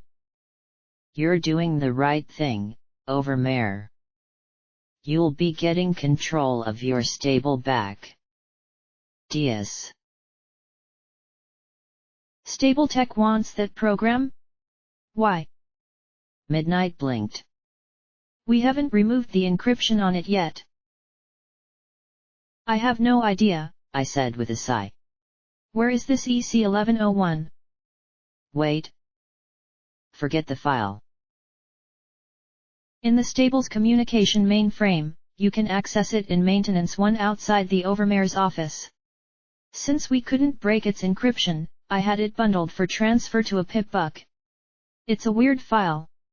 I had to package it in a permanent rewrite protocol, she said in a rush. My ears twitched again at a distant sound. What was that noise and why was my mane crawling? She must have taken my look for confusion, because she simplified herself for me. Once you put that file on your pipbook, there's no way to take it off. It'll be permanently etched into a pipbook's data matrix. I looked at her. She was still talking about the file? I looked at my pipbook. One of the most commonly used features was the chronometer. The time? 0122. There was a beep of an override on the door, and it hissed open. U10 smiled genially as he turned to face the door beside him. There were 500 ponies in Stable 99. I might not know them all by name or even quite all of them by sight, but looking at the mare in the doorway, there was no possible way that she could have been from our stable. Her mottled hide was a stained and blemished yellow decorated with scars and bite marks. The whites of her eyes were stained a solid piss yellow. Her mane had been pulled into bloody spikes. She wore barding made of strips of leather and tires and decorated with countless nails jutting out. Her reeking brown teeth curled in a grin of pure glee. And if any of us had the slightest doubt remaining, she blew off U10's head with the sawed-off single-barreled shotgun clenched in her jaws. Bits of blood, bone, and brains splattered over both of us as the pink unicorn dropped in a thrashing heap. The mare spat out the gun, casually reloading it as she giggled. Bang! You're dead. She slurred around a bloody tongue, it looked. Chewed. Midnight stood there stunned and wetting herself. I was not far from that state myself, but, unlike her, I was security. The fear and horror I felt were unceremoniously shoved into the closet in the back of my brain where I put all the things I didn't want to think about, leaving me with enough wits to telekinetically pull out my baton just as the mare snapped the shotgun closed. With a crack, the glowing metal rod tore the bite grip from her rotten teeth and, from the sound of it, probably broke the firearm. Unlike Midnight, this mare wasted no time in counterattacking. Rearing up, she slammed me to the ground next to U10's body with enough force to make me see stars. The baton went bouncing away somewhere out of sight. Then she was on top of me, drawing a rusty carving knife from a sheath at her shoulder. She jabbed the dull tip into the neck of my security barding, twisting her head back and forth as she tried to work it through the tough fabric and into my throat. I glanced at the slain unicorn beside me and at the paralyzed Midnight who would be next. I looked down at that knife and applied all my magic to the blade, fighting to twist it away. The rusty metal shook as the mare bit down even more tightly. Then the rusty knife snapped in two and I reversed the tip. With a telekinetic shove, I rammed the sharp metal as deep into her throat as I could. Her yellow eyes shot wide as her sliced throat spurted blood over my chest and neck, smearing my barding with her gore. Finally, something gave inside the nightmarish mare, and she slumped limply against me. I gasped, my heart hammering as I kicked my way clear. I had just killed a pony. A diseased and demented pony, but a pony nonetheless. Before I let that train of thought go any further, I wrestled it into that closet with the rest of the things I didn't need in my head right now. Because right now, Midnight was going into shock as she stared at the corpses in her quarters. I looked at the bloody pipbuck on the murderesse's foreleg. It was from stable 99, and from the gore covering most of it, I doubted it had been removed or donned with a key. Number 340, I said softly. Snowdrop. A loyal, quiet security mare who had always been cool to me. One of the 9 that had been with the overmare. You! Rasped a pony from the door, a unicorn floating a rusty razor blade in front of her. I found something better. I hoped. In the rusty 20-gauge shotgun dropped by the earth pony I had just killed. I didn't even need to use the mouth grip. I slipped into sats as she charged, the blade slashing wildly in front of her, the world dropping to a crawl. In the spell, I could target her legs, body, or... Time crawled forward, and the cone of lead blasted out the end of the shotgun. I watched with sickening clarity as the lead abraded her face. She screamed, slashing blindly, kicking and biting in a frenzy. I grabbed her with my hooves to hold her still, reversing the butt of the gun and bringing it crashing down on her skull. Again. Again. Then 2 things broke, the butt of the gun and her skull. She flopped over limply, twitching spasmodically as I fought furiously to keep my focus. Don't think beyond right now. That closet was getting pretty full, though. Midnight was making little screams in her throat and I stood, blocking the sight of the bodies. 2. Had I really just killed 2? No. Don't think about it. I should be good at that. Midnight. I said sternly, staring into her pinprick eyes. Midnight. I shouted, and because I'm not a medical pony and couldn't think of anything else to do, I smacked her hard across the face. That snapped her out enough to look at me. The stable is being invaded. You've got to find security ponies and my mom and get every pony else down into the maintenance tunnels. Find rivets. She can take care of every pony. Okay. Find security. Get every pony down below. She muttered weakly and then nodded. What are you going to do? That was a very good question. Fortunately, there was a simple answer as I found my baton and levitated it up. Well. Guess I'll thump em with my stick. Goddesses, it must have sounded sick to crack jokes now, but I had to ignore everything I had stuck in the back of my head. Of course, as good as my stick was, a gun was better. Sadly, the shotgun was out of commission, the broken butt had bent and unseated the breech. That was probably for the best, though. I had been lucky it hadn't blown up in my face. There was an easy way to tell which way the raiders had come. They had left a trail of blood from residential door to residential door all the way down the hall. Since there wasn't any blood past Midnight's, I hoped it was clear. Go, Midnight. Go. I urged as I made my way carefully down the hall, trying to be as quiet as possible. I didn't understand these ponies, if they really were ponies and not some sort of mutant pony-shaped predators of some sort. They reeked. They seemed to revel in bloodshed. I had no idea how they could have penetrated the stable. Unless they had come in when the overmare opened the door. Inside one room, I saw a red bar moving towards the door, and I slipped into sats the second her head was in view. My glowing baton crushed her windpipe in a single lucky hit. Her yellow eyes bulged and rolled as she dropped a .38 revolver from her mouth. Hey, I might have slept through 2/3 of my classes and textbooks lectures, but I paid attention to my firearms training. My backswing smashed her temple, sending her slumping against the door frame. She was so dirty I couldn't tell what color she had been originally. She had mutilated her own cutie mark. I hesitated as I pointed the baton at her. "Who are you?" I asked as she choked, coughed, and inexplicably started to giggle between gasps as she looked at me. And insanely went for the gun. I kicked it away. "Who are you? Why are you here?" Then I saw the blood smeared over the grimy lips and took my eyes off her to look into the room she had been in. Air duct and her filly vent were laying still on the floor. But the smears of blood. Holes chewed in the blue filly's side. The blood splashed about. The psychotic mare finally gasped one word, "Yummy." Then she lunged, grabbing my leg and trying to bite through my security barding. "You sick fucker!" I yelled, bringing the baton down with each word.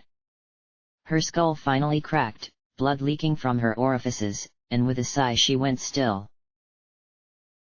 "Okay. Murderous. I got that. Crazy I could deal with, too. But how the fuck did these ponies get into the habit of eating other ponies?" I looked at Vent. Had she been dead when? Oh, puking now. I couldn't help myself, my lunch coming up in the doorway.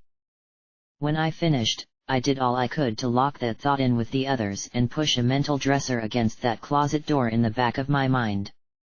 I could freak out and deal with this later. I checked the revolver.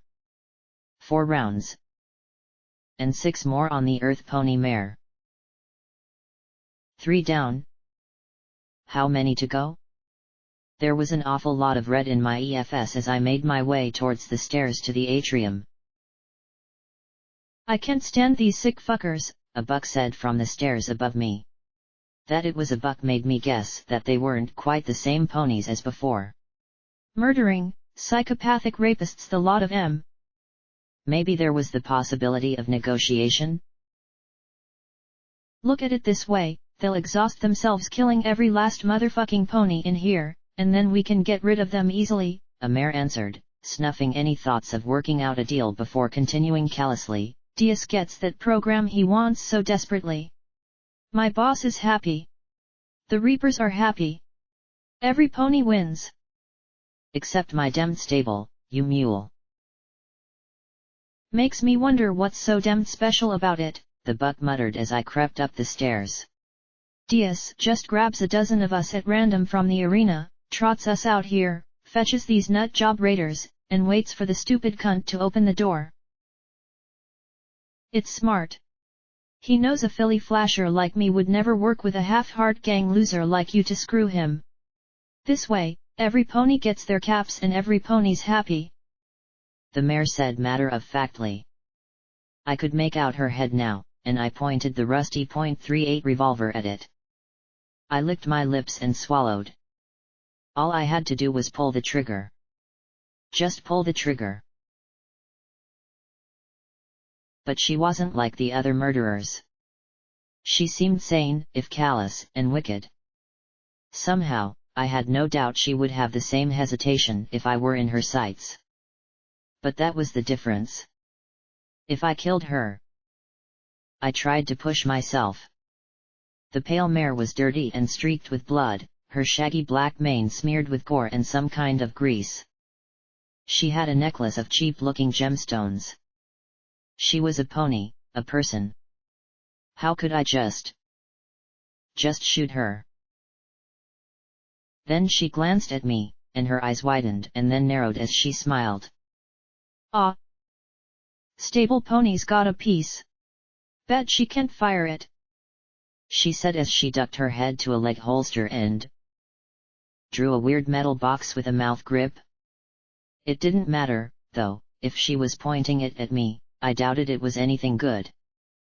And from the look in her eyes, the pale earth pony was dead certain I wouldn't fire back. I wasn't sure I could either. The shot was luck. Pure luck. It caught her in the left eye and blew a bloody chunk out behind her left ear and over the buck. Sprayed with brain and skull, the brown stallion staggered back as the pale mare dropped to the floor, muscles writhing a moment before going still. The buck levitated a piece of sharpened rebar like a spear as I tried for another shot, but the revolver gave an unhealthy ping of rust and stopped, hammer drawn back. I ducked under the deadly spur of metal and scrambled for the mare's strange box. Weapon? Thing. There wasn't even a trigger. What was this thing supposed to do? Never seen a beam gun before. What gun? Then the metal was whipping towards me again and I barely brought the beam thingy up in time to block the tip. There was a flash, a fizzle, and the metal spur continued on with no hesitation right into my flesh. I screamed as the sharpened steel caught me above my collar and ripped a hoof-long tear along the side of my neck.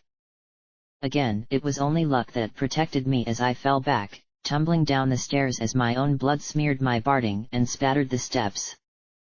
I landed on my back as the scraggly brown buck descended with the crude but effective weapon ready to spear me like a rad roach.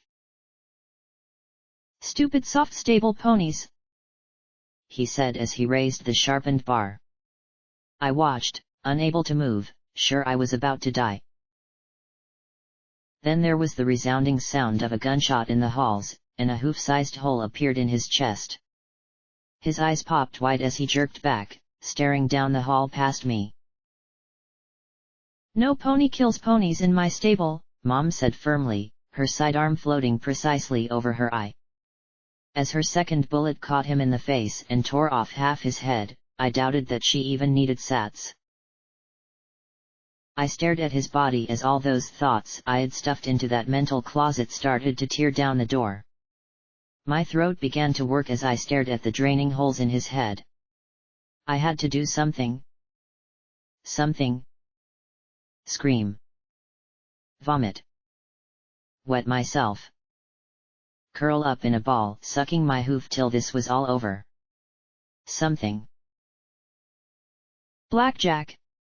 Mom's voice cut through all that, and I tore myself away from the blown-open corpse. "We still have a stable to save." Her calm words were a layer of concrete across the closet door in my mind. As much as I'd love to fall apart, I couldn't. Not now. Not in front of her. Even if I was the worst security pony in Equestria, my stable was in danger. "Yeah. Sure," I said as I stood on my hooves, and in her eyes I saw her overwhelming pride. It helped reinforce that concrete. "So? Is there a plan?" A plan would be nice, so long as it wasn't my plan. "I still don't know what's going on or how these things got in here," she said as she checked her sidearm. "Some pony taught them the basics of how to use pip bucks. They went right for security ponies' quarters. I'm just glad they didn't get far. Distracted by all the foals to slaughter. Damn it, if I had just been faster I could have done something." "Yeah, but how would they get them on?" "They would have had to." "Oh, don't think about that." "Okay, well, they're here because the overmare let them in." And in that comment I saw several fuses blown in my mom's mind. "I'm pretty sure she wanted to use them to take on Rivets." "Take on Rivets?" "Rivets is the head of maintenance." "Well, tell it to the little psycho when we find her," I countered. "She got duct tape to open the hatch and find something these invaders wanted. These ponies didn't just come here to kill. They came here for some program the overmare found in the stable." "A program?" my mother asked with a frown. "Why don't they just take it and leave?" "'Cause they're evil," I suggested, looking up the stairs towards the atrium. She didn't laugh, but she did give me a ghost of a smile. "If I can get to the terminal and maintenance 1, I can put it on my pip-buck and then do something. Something to get them to leave the stable, but what? Throw it out the main hatch and close it behind them? No. That wouldn't work. Ugh, why can't a smart pony figure this stuff out? I whined as Locke and Beryl, two A-shift security mares, came up with batons out. For them to leave, the program would have to leave too. Some pony would have to take it out. What if I took EC1101 outside? They'd have to follow me then, wouldn't they? Don't be ridiculous, Blackjack. It's certain death outside. Mom retorted immediately. It's pretty reliable death in here, Mom. I mean, Miss Head Security Mare. Ma'am. I fumbled, blushing a little. She swept me up in a hug. Okay, now I was blushing a lot. She quickly let me go, reddening herself. Mom never was very good with being mom. Not that she was a bad mom, just... Ugh. Why'd I have to get so many conflicting things going on in my brain right now? Gin Rummy took point, going up to the atrium. As we advanced up the stairs, I heard a filly squeal. Harsh laughter filled the air as we reached the doorway. Carefully, we peeked around the corner. The invaders were on the far side of the atrium, right outside the door to the stable entry. At least a dozen mares were dead, from the smears of blood. They had been dragged here from their quarters below. The door to security was clear. Come on. We can run for it. Locke said eagerly, and the blue mare jumped out the doorway. Locke was fast. In recreation, she could do a lap around the exercise grounds in under a minute. This was at most 100 feet. Thunder filled the atrium, and the blue mare exploded in bloody chunks. The wall behind her buckled. But despite all that, I didn't stare at the heap of her remains. I stared at where the thunder had come from. From the midst of the staggered invaders rose a thing. A thing of pony and metal. Hydraulics braced the metal plates attached to its hide as it stepped forward. For all its mass, it seemed to trot almost effortlessly. Red eyes stared at where Locke had been blown to pieces. Two huge guns pointed over its shoulders, cannons built into its body. Then it slurred in a metallic-sounding voice, "Cunt thought she was fast. Cunt was wrong." The invaders laughed in agreement. "Now, watch that door. Might need to go get another batch of raiders." "Go get more? As long as that thing was here and the door open, why not? It could just keep sending in more of these killers." A half-dozen moved forward, one of them wearing a bloody pip-buck. "Hey! Red bars!" he crowed in glee. "These fucking things are great. Cunts still got some fight in them. Cunts are fucked." And from the laughter of the others, I really couldn't disagree. We fell back. "Now what?" Beryl asked, the green mare visibly shaking in fear. "I'm open to suggestions," Mom said grimly. I frowned, then looked back at the landing. "I've got an idea."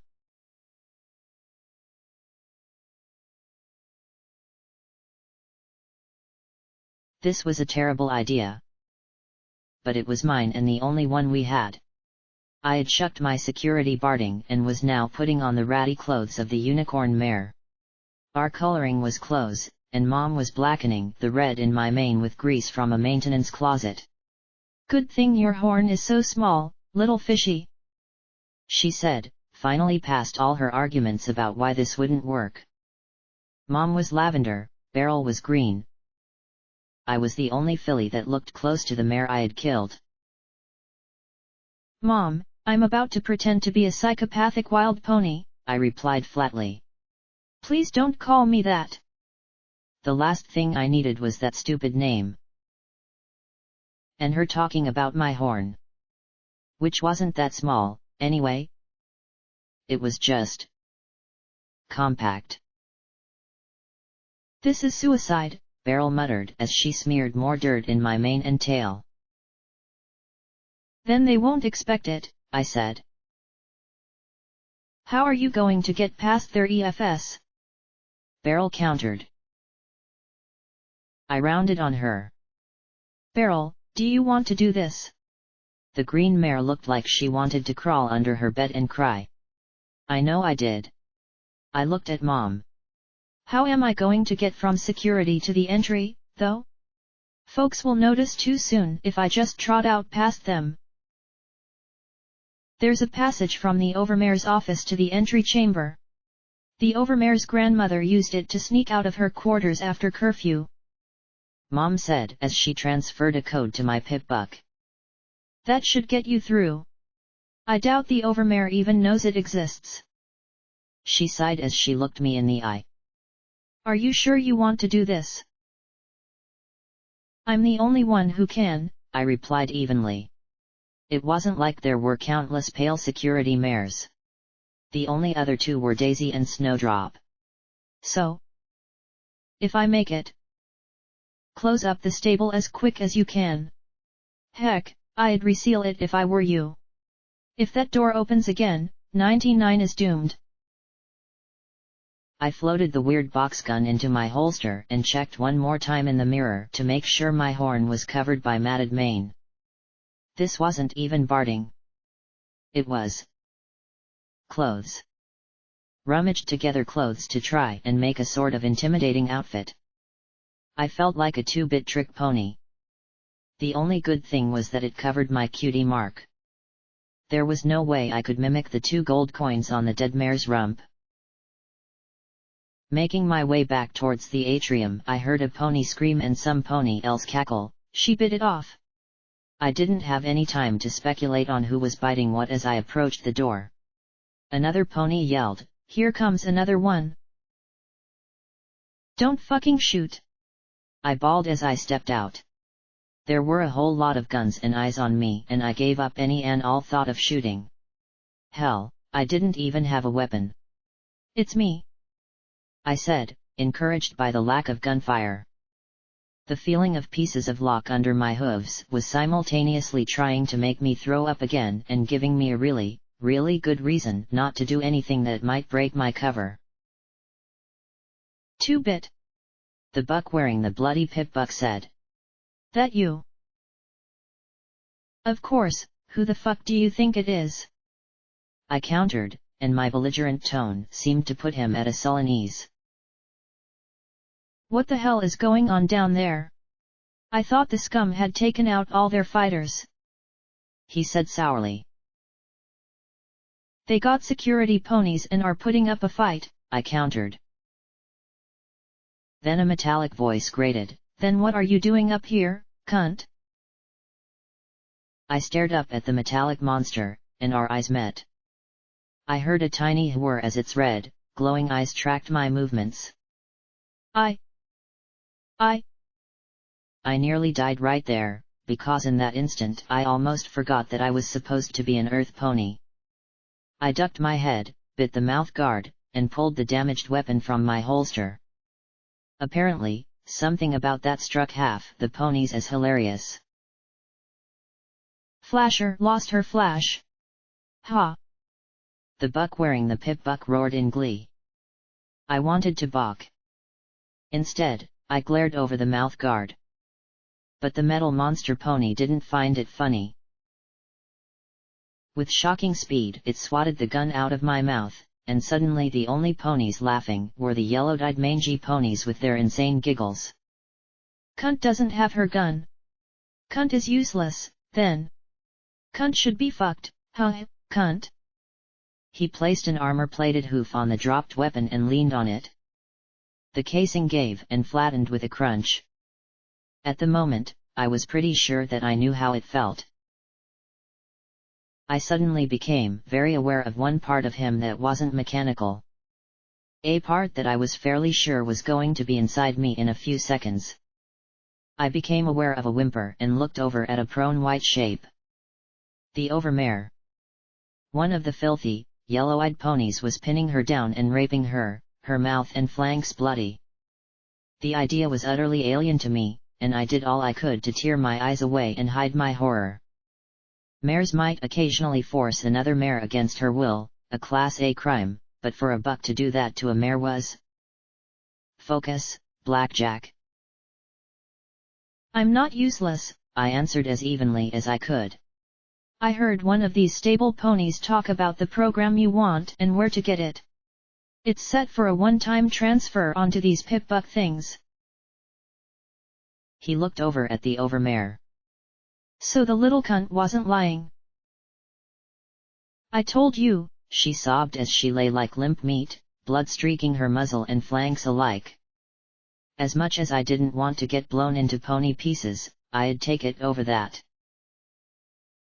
I'll go get it for you, I said evenly.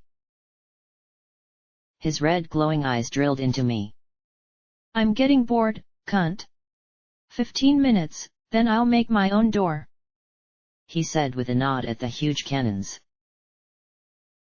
A brown unicorn buck stepped forward. You can't, TTS. If you destroy the terminal, then Sanguine will never get the file. This unicorn didn't fit in with the others.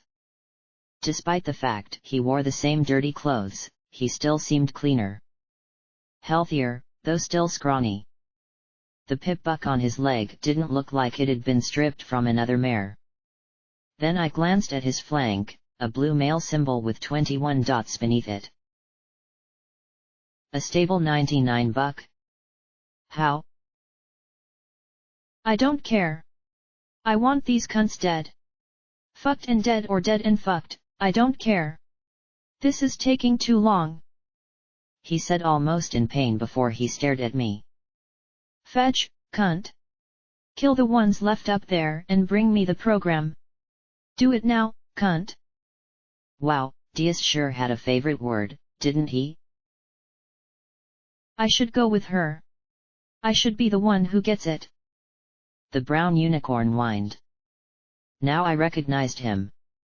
He had been in my breeding queue once. The whimperer. U21 now. I had never signed up for him again. I had thought he had been retired a month ago. I don't care who gets it. Get it, he bellowed, and now seemed like the perfect time to run to security. U21 scrambled past me to get through the hatch first. Okay. Get the program. Don't get killed. Get the program. Don't get killed, he muttered. I stopped him at the foot of the stairs, hearing banging from above. What's going on up there?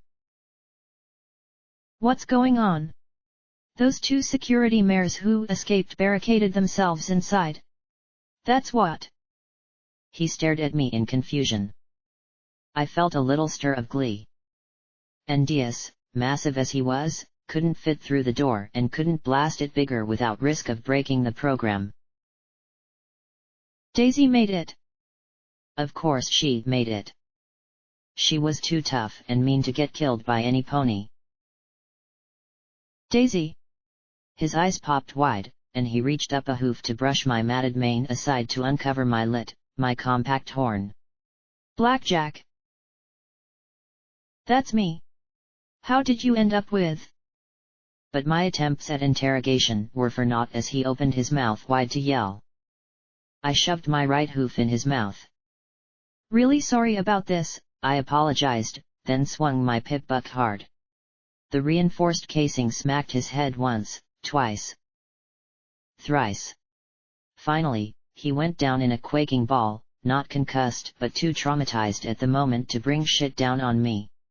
Like I said, really sorry. Unless he was involved in all this. I ran up to the security level and heard the yelling and banging.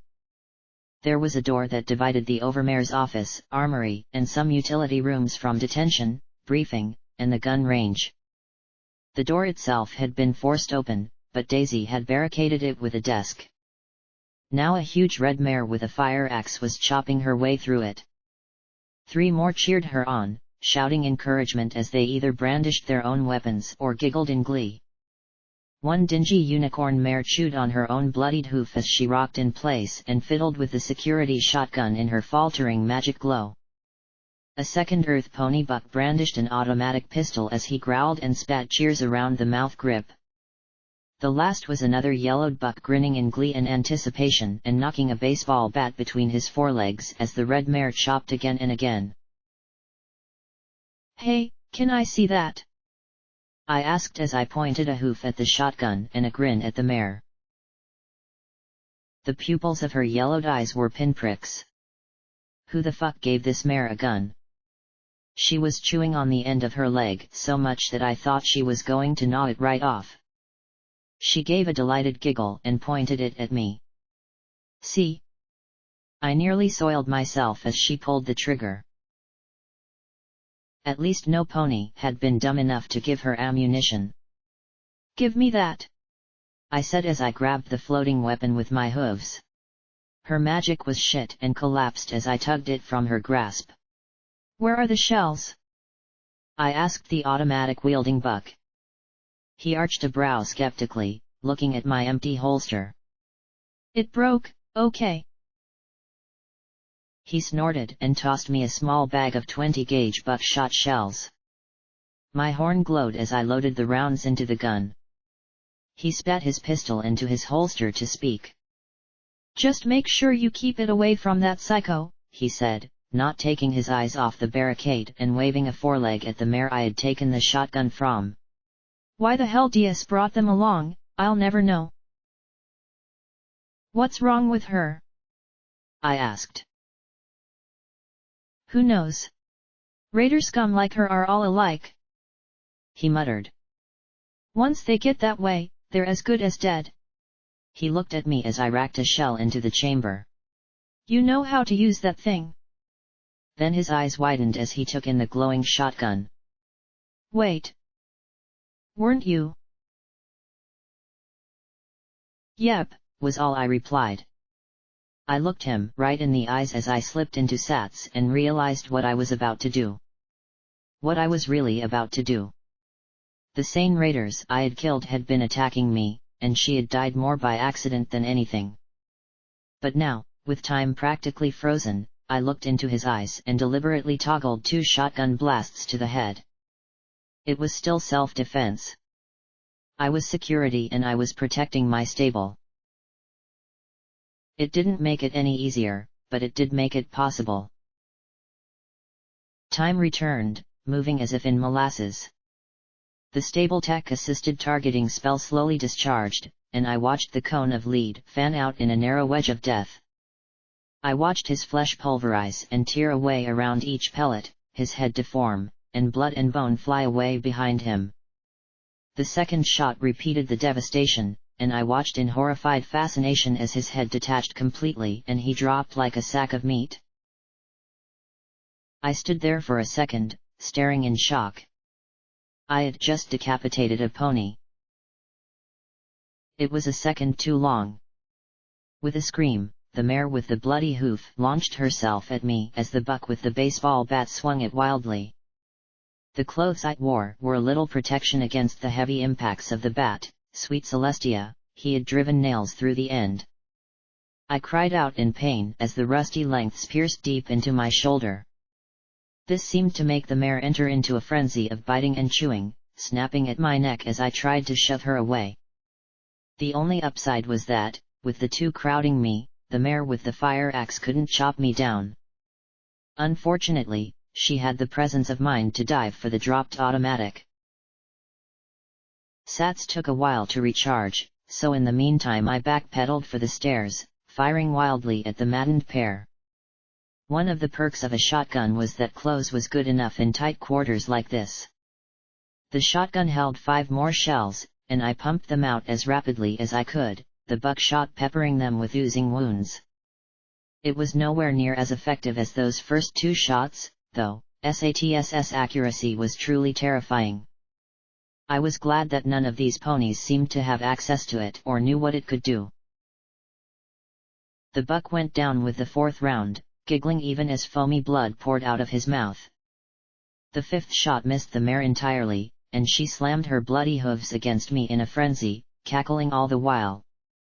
I saw the red mare pick up the dropped automatic pistol and turn towards me. "I don't have time for this!" I shouted, throwing my hooves around the frenzied mare's throat and twisting as my horn furiously scrambled to reload. The pistol's 9mm rounds thumped into the mare with abandon. Clearly, these psychotic mares were disposable. She didn't even seem to realize she was shot, but I certainly did as I felt the bite of one that traveled through my temporary shield. "Hugs," the mare rattled in my ear before she slowly slumped down out of my grasp. Fortunately, I had reloaded my weapon, and the red mare seemed to realize that shotgun trumped pistol and axe. I fired as rapidly as I could as she snatched her axe in her mouth and raced across into the briefing room. Reloading, I ran to the door. There were a few offices and detention through there. She could be. Then there was a bang behind me, and 10 red-hot needles stabbed into my rump. Screw this plan. I was never ever going without Barding again. I saw the honey yellow glow around the shotgun and cried out, "Marmalade! It's Blackjack! Stop shooting me!" I could feel the burn of the pellets in my backside. Sweet Celestia, I'd never get shot again if I could help it. I slumped as I heard the barricade being drawn back. The red bar wasn't moving towards the door. Maybe she was waiting for help to arrive? It didn't matter. In just a second, Daisy would smash my rear legs out from under me, kick me on my back, and knock the wind out of me with a blow to my gut. Okay, not what I had been expecting. I screamed as I rolled over onto my back just in time to block her next strike with the reinforced casing on my pip buck. "Daisy! It's me! Blackjack!" I coughed and sputtered. She looked at me coolly, spitting out her baton and twirling it on its loop around her hoof. "I know. If we're all about to die, at least I get the pleasure of finishing you off." I stared up at her, and oddly, the word Dias was so fond of roared through my mind. My anger was enough to get a little more oomph from my horn, and I grabbed her baton, using the loop to twist her foreleg in and up. Overbalanced, she crashed forward on her side and I rose, pressing the shotgun to her face. "I don't have time for this," I said, my heart thundering in my chest. The shotgun shook as my magical focus was rattled and I hoped that closet would stay sealed closed. "I know we got problems, but I have a plan to save the stable. So please cut the pony shit, and you can just kill me when I get back." "Back?" Marmalade blinked slowly. She had been badly beaten and had blood matted around her mouth. "You're going somewhere." "Outside," I said as I turned away from Daisy. I couldn't kill her. I had a better chance of killing her by accident than intentionally. "But you'll die," Marmalade said softly. "I don't want you to go." I rose to my hooves, my backside really complaining as I limped to the door. "Really? Why?" "'Cause you're my friend," Marmalade said simply with her wide, vapid smile. "Why else do you think I fooled around with you all the time?" She levitated a trio of healing potions from a medical kit. "Here. I was gonna use 'em, but you're all shot up." I stared at her with a worried frown. Marmalade? Friend? She had always been the slow pony in Daisy's shadow. Too stupid to work alone, so simple she was annoying. No pony I had ever called a friend. I drank the potions, glad for the cooling, healing sensation on my hindquarters, and looked at the honey-colored mare with unease.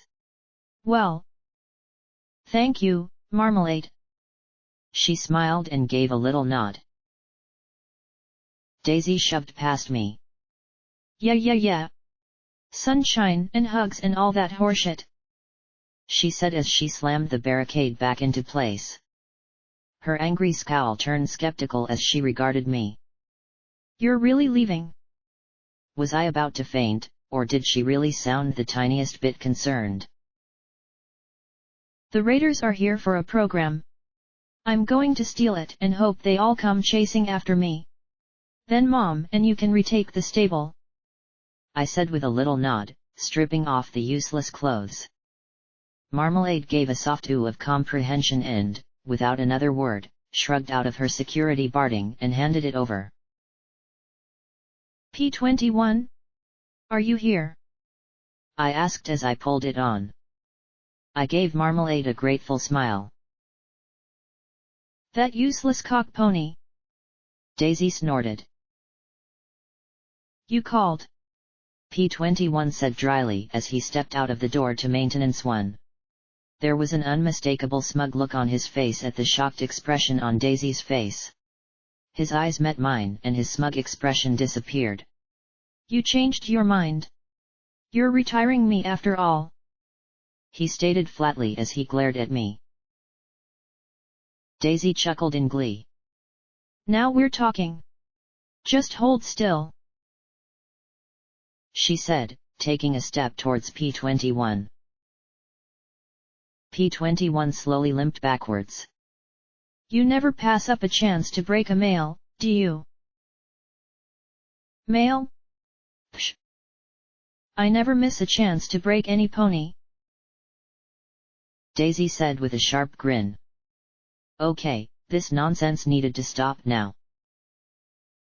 I racked a shell into the shotgun, and Daisy turned to look at me. Had to be careful. I only had a dozen or so shells left and wasn't going to rob Marmalade. The armory door was still closed tight. Probably needed the overmare's or Mom's personal codes to open it. I thought of the cornucopia of weapons stored for an incident and thumped my hoof against the floor. Look, now really isn't the time, I said firmly. Okay, if I was being the voice of maturity, then Stable 99 was officially doomed. I looked at P21. The plans changed a little. You're still getting out of here, but I'm going with you. Not happening. You're big, noisy, obnoxious, he stated flatly. Ugly. Oh, and fat, Daisy threw in. Really lazy. A bit of a lech, Marmalade added. And her horns so tiny. Hey. And female, he concluded in a tone of finality. Okay. Didn't I have an ego? Oh, yeah, there it was. That mashed up thing on the floor. Maybe, but I'm also the pony with the plan. Here it is. I get the program. I run out of here with all of them chasing me. Mom and the rest of security push them all out. Door gets sealed forever. If you think you can sneak past and make it outside on your own at any point in that plan, feel free. Otherwise, I'm going with you, I said as I thumped his chest. P21 glared in return. Sweet Celestia, what was his problem? Fine, he finally muttered.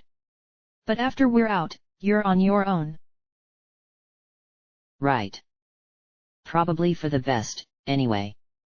So, Midnight said that there was a program on the terminals up here. EC 1101. I need you to transfer it on my pip-buck. He nodded with a scowl and led me into the little closet dignified with the name of Maintenance 1. There was barely enough room for both of us as he connected my pip-buck to the machines. I noticed Daisy following, walking a little stiffly. What's the matter with you? She flushed furiously. Go buck yourself, Blackjack. Sodomized, P21 said simply. I was really glad that Daisy didn't have a shotgun at that moment. She did, however, launch herself at P21 with the clear intention of smashing him into blue jelly. I was barely able to stop her. What, was he trying to get killed? How'd you know? Marmalade asked curiously, but he just gave her a flat look and went back to work. Rude. I watched him work. I wonder what it does. Opens a camera, Marmalade said, looking hopeful that she was being helpful. Well, that's what they said it did. What? I shook my head. This was Marmalade, after all. Never mind. Is it transferred? Almost. And there's a whole bunch of Overmare files here I'm adding. Just in case. I always thought it was cute how it looked like earth ponies were prancing on the keys with the tips of their hooves. Then he pushed one more button. The stable around me vanished as my EFS went crazy. Whoa whoa whoa. Hey, what's going on? Columns of numbers and diagrams and maps and, what the hell was that supposed to be? All flashed by one after the other. Then, as quickly as it began, it ended. A tiny cursor appeared. Permanent transfer completed. EC1101 transferred. Warning, unknown encryption detected. Warning, biomedical peripheral insufficient. Warning, navigational data unavailable. Warning, Equestria data connection not available. Please commence manual transmission. Please what? I opened my mouth to see if a smart pony might have an explanation for what just happened, but at that moment there was a roar from the atrium followed by an explosion that shook my teeth. I suspected that Diaz had gotten tired of waiting. Okay. The running part of the plan. Problem, he muttered, pointing at his injured leg. Oh, yeah. That. I pulled out another syringe of Med-X, jabbed it into his leg, and injected the painkiller. Problem solved. I could have used some myself, I had a hell of a headache from that light show. We moved into the Overmare's office. The room looked ransacked, it had probably been searched before Daisy and Marmalade got away. They hadn't guessed that the program was in a little room right next door. Though it looked like some pony had pissed all over the Overmare's huge ring-shaped desk, it was still intact, as was an old piece of paper taped behind it. The title caught my eye, Enemies was crookedly scrawled at the top of the page in large, block print. There were a lot of names on that list. Topping it, encircled, Overmare. She counted herself as an enemy? Rivet's name was right underneath it. Mom's name had question marks around it. Daisy was on it. Not me, of course. Oh, wait. There I was. At the bottom. Yug. Focus. No time for this. I accessed her terminal and used the code Mom had given me. The desk hissed as it slowly rose into the air on hydraulic legs, revealing stairs disappearing into the gloom below. I activated the lamp on my pip-buck and threaded my way down with P21 right behind me. A minute later, the desk closed behind us as another impact reverberated through the stable. We moved down the hall to a second door, and I used the code again. Slowly, it opened. Very thankfully, the noise it made was relatively quiet compared to the racket in the atrium. The entry hatch to the stable, a massive cog-tooth-edged slab of metal, was rolled away to one side, and a long rough rock-walled tunnel led up beyond. Bones lay crushed on the other side of the door, mashed by the entry of Diaz and his raiders. Better get a head start, I warned P21, nodding to the tunnel. He nodded back and began making his way out. I wondered if he'd stay with me longer than 10 seconds. Probably not. Going to the door from the entry room to the atrium, I saw the overmare lying limp against the larger room's wall. I supposed the raiders had gotten tired of her. Even she didn't deserve that. But I had bigger problems. Or, rather, I was about to. Hey, doofus! I bellowed across the atrium, and to my shock, he froze completely. Then his head slowly turned to look at me. I saw certain annihilation in those eyes. I got your program here, jackass! The raiders around him looked even more shocked than Diaz. Then he was turning, and I suddenly had a vision of a cloud of blackjack settling around a pip buck and hoof. Oh shit, oh shit, oh shit! I thought as I turned and raced for the stable door. Q-unt! He roared, and the shells detonated behind me. Luck saved me from a messy splat as bones churned beneath my hooves. I caught up to P-21 and shouted, "Running now!" From the roaring behind me, the plan had worked. I was leaving the safety and security of my stable with a pissy, hostile male, an unknown destination ahead, a mechanical nightmare pony of death behind, and a mysterious program that apparently sparked it all. Odds were that, if I survived the next 5 minutes, I'd be wishing I were dead inside a month. So why was I smiling so much? Footnote, level up. New perk, rapid reload, all your weapon reloads are 25% faster than normal.